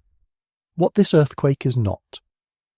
The single most widely circulated claim about today's earthquake is that it has started the Nankai Trough. I want to handle this one carefully rather than dismissively, because the underlying fear is entirely legitimate and the people repeating it are not idiots. The Nankai Trough is real. It is the subduction boundary running along Japan's Pacific side, where the Philippine sea plate descends beneath the Eurasian plate. It is segmented, which means it can rupture in pieces or in combination. It has historically produced earthquakes in the magnitude 8 to 9 range, repeatedly, over documented centuries. It sits offshore of some of the most heavily populated coastline in Japan, and within the past couple of years the Japanese government has issued formal advisories relating to it, based on accumulated strain and elapsed time since the last major rupture. If you are worried about the Nankai Trough in general, you are worried about the right thing. Japanese disaster planning treats it as the defining national scenario, but today's earthquake did not happen on it. Today's rupture was shallow crustal, inside the island of Kyushu, on a strike-slip fault system in the upper crust, tens of kilometers from the subduction interface and mechanically distinct from it. Different fault, different geometry, different depth, different sense of motion. Now, the honest part. Every large earthquake redistributes stress around it. That is not controversial, and I am not going to pretend it does not happen. The question is, how far? Static stress changes from an event like this are meaningful within roughly 1 to 2 fault lengths of the rupture, and they fall off steeply beyond that. For a rupture of this size, that is a scale of tens of kilometers. We worked through this arithmetic about a week ago when a cluster of earthquakes appeared along the Tonga and Kermadec boundary, and people asked whether it could set off New Zealand. The answer then was the same as the answer now. The physics of stress transfer has a range, and confident claims about triggering across hundreds of kilometers are not supported by it. There is also a procedural answer to this question, which is more satisfying than any argument I could make. Japan does not leave the Nankai question to speculation. The country operates a formal evaluation process specifically for it. If a sufficiently large earthquake occurs in or near the trough's designated assessment zone, an expert panel is convened, on a clock measured in hours, to evaluate whether the event has raised the likelihood of a megathrust rupture, and the government publishes the result. It is one of the few genuinely institutionalized earthquake forecasting mechanisms anywhere in the world, and it exists precisely because the stakes are so high. That process is designed around events on, or adjacent to the subduction zone itself. A shallow crustal earthquake in the interior of Kyushu is a different category of event in a different place. So the honest verdict, there is no evidence that the Nankai megathrust has begun rupturing. Asserting otherwise goes far beyond what anyone can demonstrate with the data that exists tonight. The second claim is that this will trigger the volcanoes. Kyushu is a volcanic island, seriously so. Kirishima sits to the southeast. Sakurajima sits in the bay by Kagoshima and has been genuinely productive lately, averaging on the order of 2,200 tons per day of sulfur dioxide in recent field surveys, with ash plumes rising well over a kilometre above the summit. And as I mentioned earlier, the extension that faults central Kyushu is the same extension that gives magma its paths upward. These systems share a tectonic province. So let me grant the mechanism honestly, because it is real. A large earthquake genuinely can tip a volcano that is already sitting at the edge of an eruption. Shaking can disturb a magma body, unclog a conduit, or trigger the collapse of something that was already marginal. It has been observed, including in Kamchatka, but observed occasionally is not the same as expected here, and there are specific signals that would tell us it was happening. Sustained volcanic tremor, which is a distinct and recognizable seismic signature, quite different from tectonic earthquakes. Rapid ground deformation, measured by satellite and by ground instruments showing an edifice inflating. Major changes in gas output, particularly sulfur dioxide flux. Or an official alert level change from the Japan Meteorological Agency, which monitors every one of these volcanoes continuously and does not sit on that kind of information. None of those have been reported in connection with today's earthquake. I do want to flag something honestly here though, because if I do not say it, somebody in the comments will, and they will be half right. After the 2016 Kumamoto sequence, Aso erupted. Later that same year, the volcano produced its largest explosive eruption in decades, sending an ash column kilometers into the sky.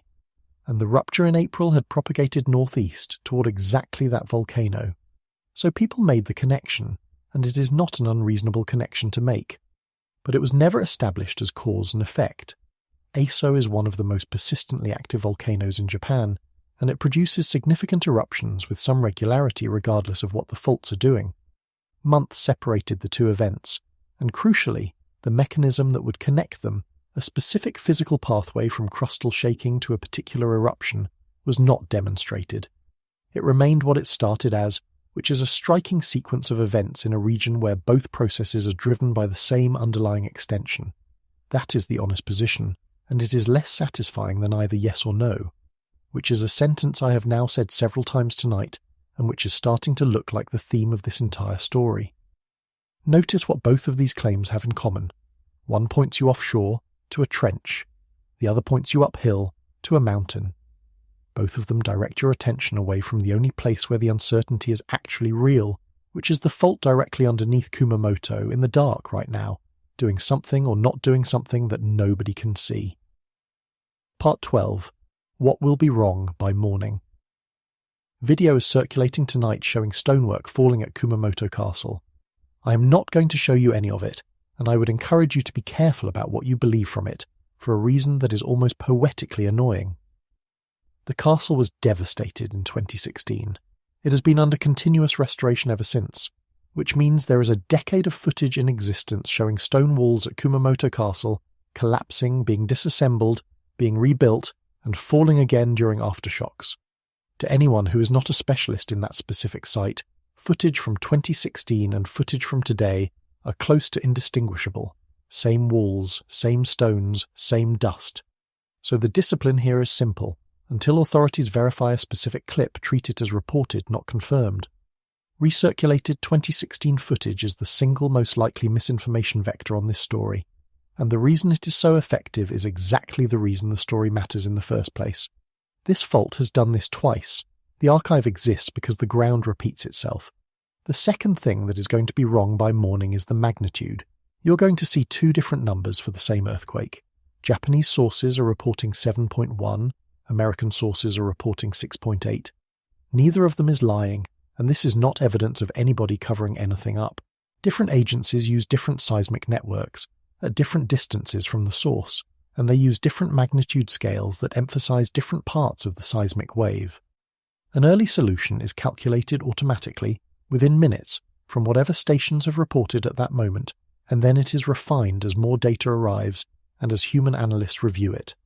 Numbers move. That is the system working.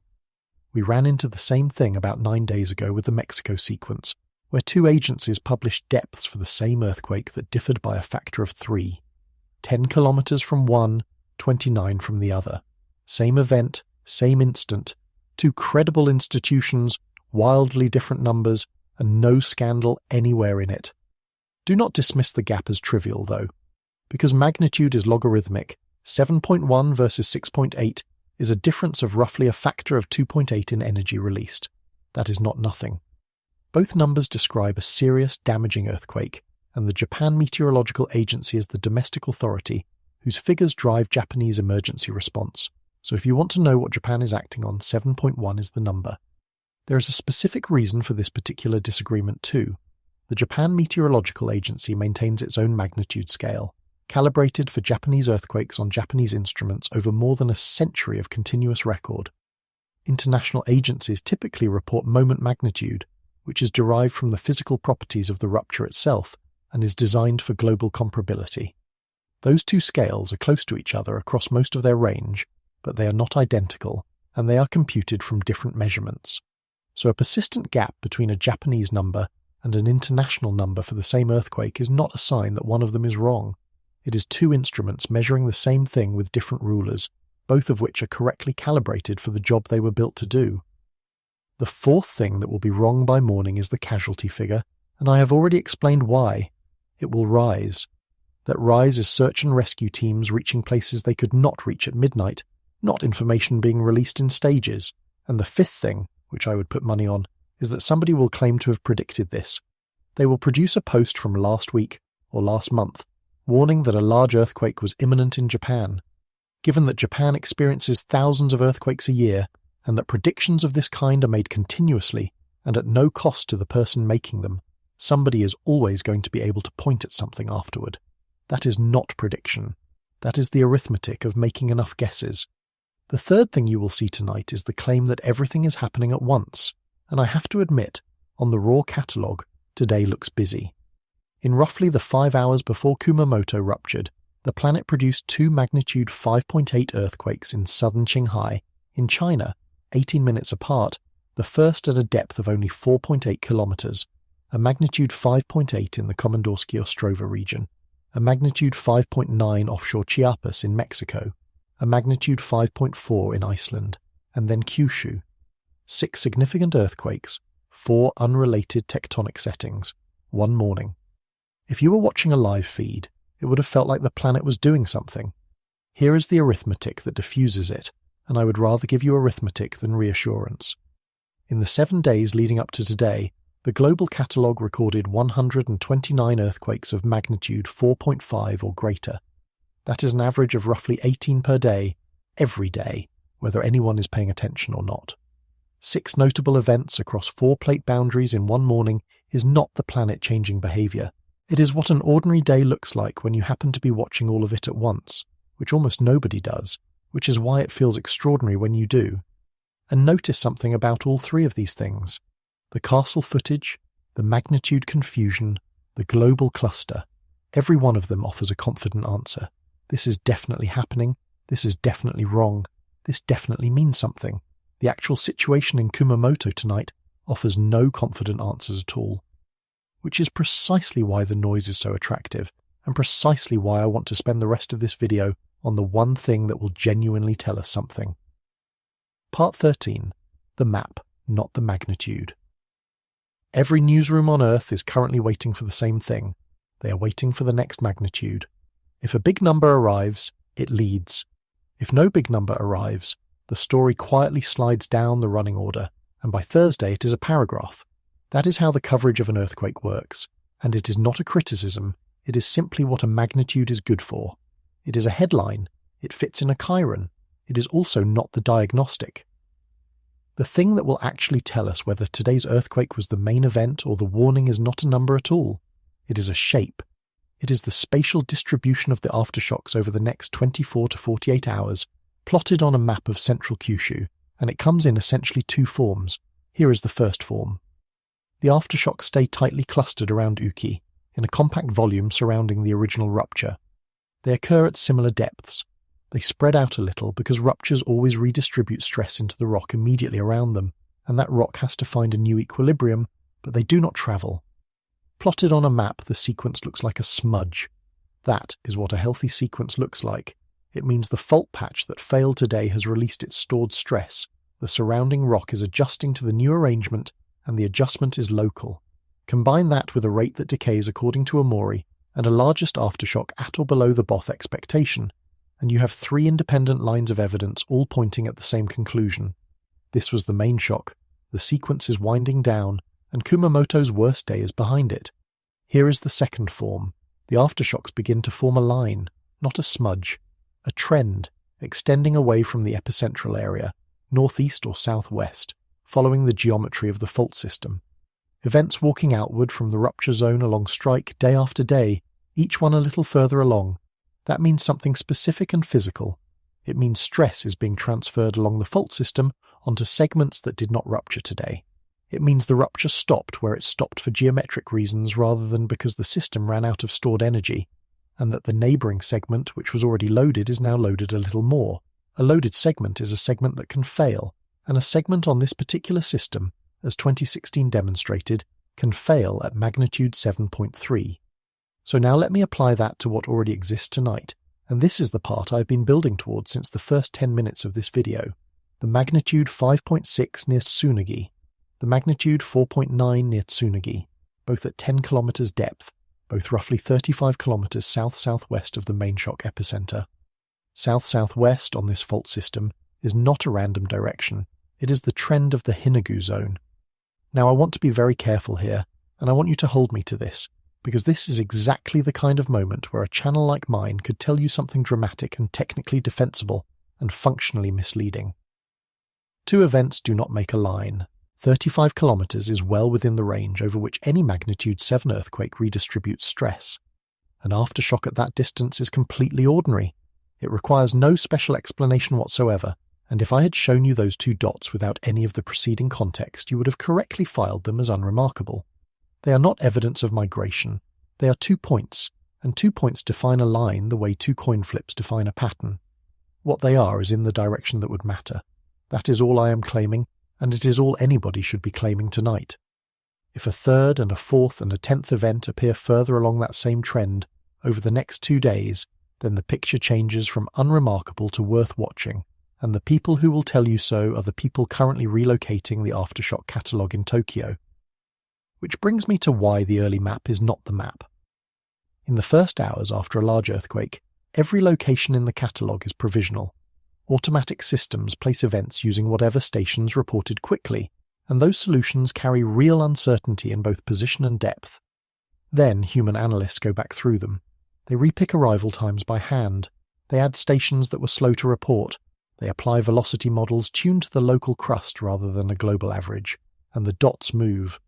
We watched this happen in public just over a week ago with the Mexico sequence, where 2 credible agencies published depths for the same earthquake differing by a factor of 3. That was not a scandal, and it was not incompetence. It was the ordinary noisiness of the first days, and the noise resolves. There are techniques for this that go well beyond simply double-checking the arithmetic, and they are genuinely clever.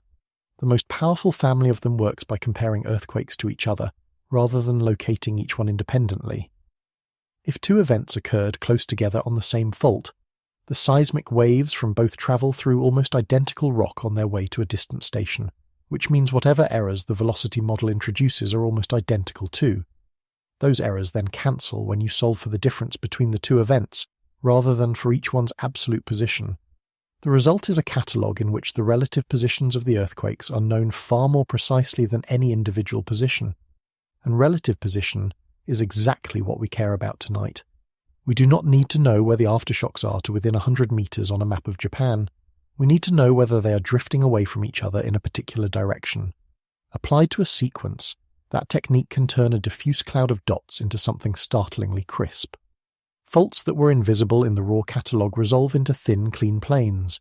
Structures that looked like one zone separate into 2. It is one of the few places in this science where the picture genuinely gets sharper rather than just more caveated, and we have a reference for what that looks like on this exact fault system, because it was done for 2016. The aftershock distribution from that sequence did not stay put. It formed an elongated zone extending northeast from the epicentral area, tracking along the Futagawa trend toward the Aso caldera, and that elongation was visible in the relocated catalogue as a structure rather than a smear. So when I say a line, I am not describing a hypothetical. I am describing something this fault system has already drawn once, within the last 10 years, on a map that exists. There is a second axis to watch on that map too, and it is easy to forget because maps are flat. Depth. If the aftershocks stay at roughly 10 kilometers, they are staying on the structure that ruptured today. If they begin migrating deeper or shallower, that indicates the sequences involving parts of the crust the main shock did not touch. So the map that matters is not the one you can pull up on a website tonight. It is the relocated catalogue that will exist in a day or two once the automatic solutions have been reviewed and the scatter has been cleaned out of them. That document is the answer to the question in the title of this video, and it will arrive without a headline attached to it. I also want to state the limits of it honestly, because I have spent this entire video insisting on honest limits, and I am not going to abandon that at the end. Even a perfect aftershock map does not predict anything. It does not tell you that another earthquake is coming, and it cannot tell you when. What it does is change a probability. It moves the answer from the global average, from the 19 out of 20 that applies to every fault everywhere, towards something conditioned on this fault, on this sequence tonight. That is a real improvement in knowledge, and it is not the same thing as knowing. So here is what you should actually watch for over the next few days, in plain terms, so that you can read this story yourself, rather than waiting to be told what it means. Signs that it is over. The rate of aftershocks falling steadily, roughly in line with Omori, with each successive day quieter than the last. A largest aftershock at or below about magnitude 6, consistent with Both. And a compact spatial cluster that stays put, without events walking away from the source region. Signs that it is not. A rate that plateaus instead of decaying, that produces a burst when the curve says it should be quieting. Events extending along strike, particularly toward the southwest, building a line rather than filling in a blob, or anything above roughly magnitude 6, which would sit above the expected value and would indicate that this sequence is not drawing from the middle of the distribution, and through all of it, the window that the Prime Minister named. 1 to 2 weeks, front-loaded, with tonight and tomorrow the densest part of it, decaying continuously from here. The strange thing, the thing I keep circling back to, is that the answer already exists. It is not being computed. It is not waiting on a model run or a committee. It is sitting in rock beneath central Kyushu right now, in the specific arrangement of stress and friction and geometry, along a fault system that has already made this exact decision once before. The map has already been drawn. It simply has not been read. Part 14. The Interval. It is the middle of the night in Kumamoto. The searchlights are still on at Kashima.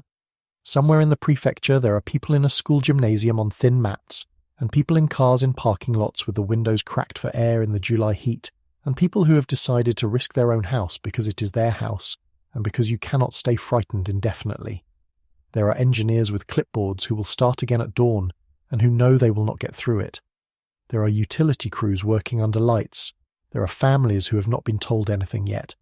And underneath all of them, 10 kilometers down, is a fault system that has either finished or has not. Let me put the day back together one final time, briefly, without re-explaining any of it. 16:27 and 15 seconds. Magnitude 7.1. 10 kilometers. Shindo 7 at Uki and at Hikawa, the end of the scale. A tsunami advisory issued in 2 minutes and lifted in 2 hours. A shopping mall with its second floor down and people underneath it. A derailed high-speed train. An island's entire rail network stopped. Fires that the fire service could not reach fast enough. 50,000 households in the dark. A bridge in the water. 2 nuclear plants that checked out clean, so far. All of that is real, and all of that is finished. Every single thing on that list is the consequence of an event that lasted seconds and is now permanently in the past. The rock moved. It is not moving back. The damage is done, and the response to it is the work of the coming weeks, and Japan will do that work extremely well because it always does. None of it is the story. The story is the interval, the gap between an earthquake that definitely happened and an earthquake that may not exist at all. And what makes tonight worth 2 hours of your attention is not the destruction, which you will see on every channel, but the fact that the most seismically prepared nation on the face of the earth is sitting inside that gap and cannot see across it. Think about what Japan actually has. Thousands of seismometers, accelerometers in city halls and schools, instruments on the seafloor, a national early warning system that can stop a bullet train before the shaking arrives, building codes written and rewritten in the aftermath of Kobe and Tohoku, drills that every schoolchild in the country has done since they were 5 years old, a meteorological agency with a century of continuous record and a public trust most institutions would kill for. And with all of that tonight, the honest answer to the simplest question anyone in Kumamoto would ask is, we do not know. And I want to name what the next few weeks in Kumamoto are actually going to consist of, because the cameras will be gone long before any of it is finished. Thousands of buildings will need to be inspected and placarded, and the queue will move slower than anybody wants. Water and gas will come back before they are trusted. Schools will reopen in buildings that are structurally fine and that children will not want to walk into. There will be a wave of people who are physically unhurt and cannot sleep, and the medical response to that will be quieter and longer running than the search and rescue phase that leads the news tonight. Businesses that survive the shaking will fail over the following year because their customers left. The castle, which was already going to take until the 2040s, will now take longer, and through all of it, every time the ground moves even slightly, an entire prefecture will stop what it is doing and wait to find out how big it is going to get. That is the part that does not photograph. I want to be clear that none of this is a failure. It is very important to me that you do not walk away from this video thinking that somebody, somewhere, should have done better. The uncertainty is not a gap in Japanese seismology. It is a property of faults. An earthquake that has not happened yet leaves no trace, produces no signal, and radiates nothing that any instrument can detect because it has not happened. There is no sensor that reads rock which has not moved. The information about whether a second Kumamoto earthquake is coming exists nowhere in the observable universe tonight, except as a configuration of stress in a body of rock nobody can reach. The comparison that makes this land, for me, is weather. We can watch a hurricane form. We can fly aircraft into it, measure its pressure, see its structure from orbit, and run the atmosphere forward on a supercomputer, and produce a forecast cone 5 days out that is genuinely useful. Millions of people evacuate on the strength of those forecasts, and the forecasts are usually right. Why can we do that for the atmosphere and not for the crust? Because the atmosphere is visible.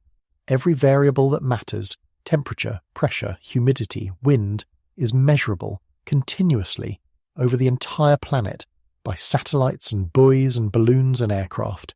You can see the initial conditions. That is the whole ball game. Given the initial conditions and the physics, you can integrate forward. The crust is the opposite. The variables that determine when a fault will fail are the stress on it, the friction across it, and the fluid pressure inside it. And all three of those are 10 kilometers underground, distributed over a surface tens of kilometers across, and not directly measurable. We infer them. We model them. We cannot see them. There is no satellite that images stress. There is no buoy you can drop into rock.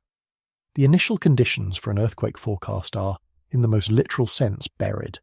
So the difference between forecasting a hurricane and forecasting an earthquake is not that one field is better funded or more clever than the other.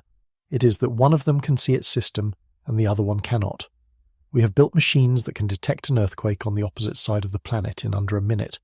We can tell you the depth of a rupture to within a couple of kilometers, the direction the fault moved, and how much energy it released from a laboratory 8,000 miles away before the shaking has finished arriving, and we still cannot tell the difference between an ending and a beginning until it is over.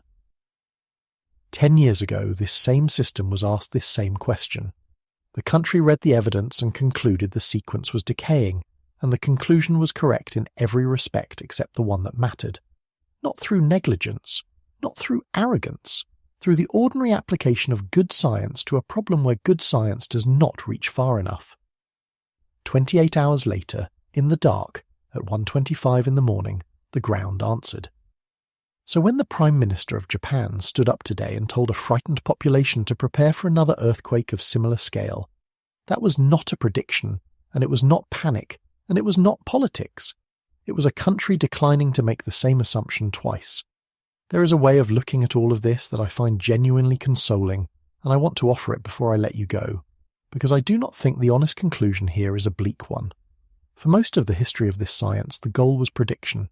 The dream was a machine that would tell you the date. Enormous careers were spent chasing it, and it did not arrive, and there are researchers who regard that as the great unfinished business of the field. But look at what happened today instead. A magnitude 7.1 ruptured 10 kilometers beneath the Japanese prefecture and delivered the maximum reading the National Intensity Scale can produce in 2 municipalities at 4:30 on a Tuesday afternoon when everybody was awake and out and moving. Compare that to 1889, when a far smaller earthquake in the same city killed around 20 people. Compare it to Kobe in 1995, where the intensity was the same and the death toll was in the thousands. Japan did not predict this earthquake. Nobody did. Nobody could. Japan survived it, and it survived it because of codes and drills and warning systems and a scale that reports in under a minute and a rail network that breaks itself, and a population that has been taught since childhood exactly what to do in the first 10 seconds. The dream was to know when. What was actually built was something better, which is a country that does not need to, and that, in the end, may be the most that can be done with a question that cannot be answered. You cannot know, so you refuse to assume. You keep people out of the buildings, you stage the helicopters before you know whether you need them, you tell the truth about the odds even though the odds are reassuring, and you wait. There is one thing left to watch, and I want to leave you with it rather than with a conclusion, because a conclusion would be dishonest. Those two aftershocks near Tsunagi are sitting 35 kilometers south-southwest of where the ground broke today, along the trend of the Hinagu zone. Tonight, they are unremarkable. Tomorrow, and the day after, more events will be located, and the automatic solutions will be reviewed by hand, and a cleaner map will exist than the one anyone can look at right now. And when that map is drawn, it will either show a compact smudge around Uki that stays exactly where it is, or it will show a line, walking southwest, one earthquake at a time, toward a segment of fault that has not moved yet. So the only question that matters tonight is not how big the next one is, it is which direction it comes from.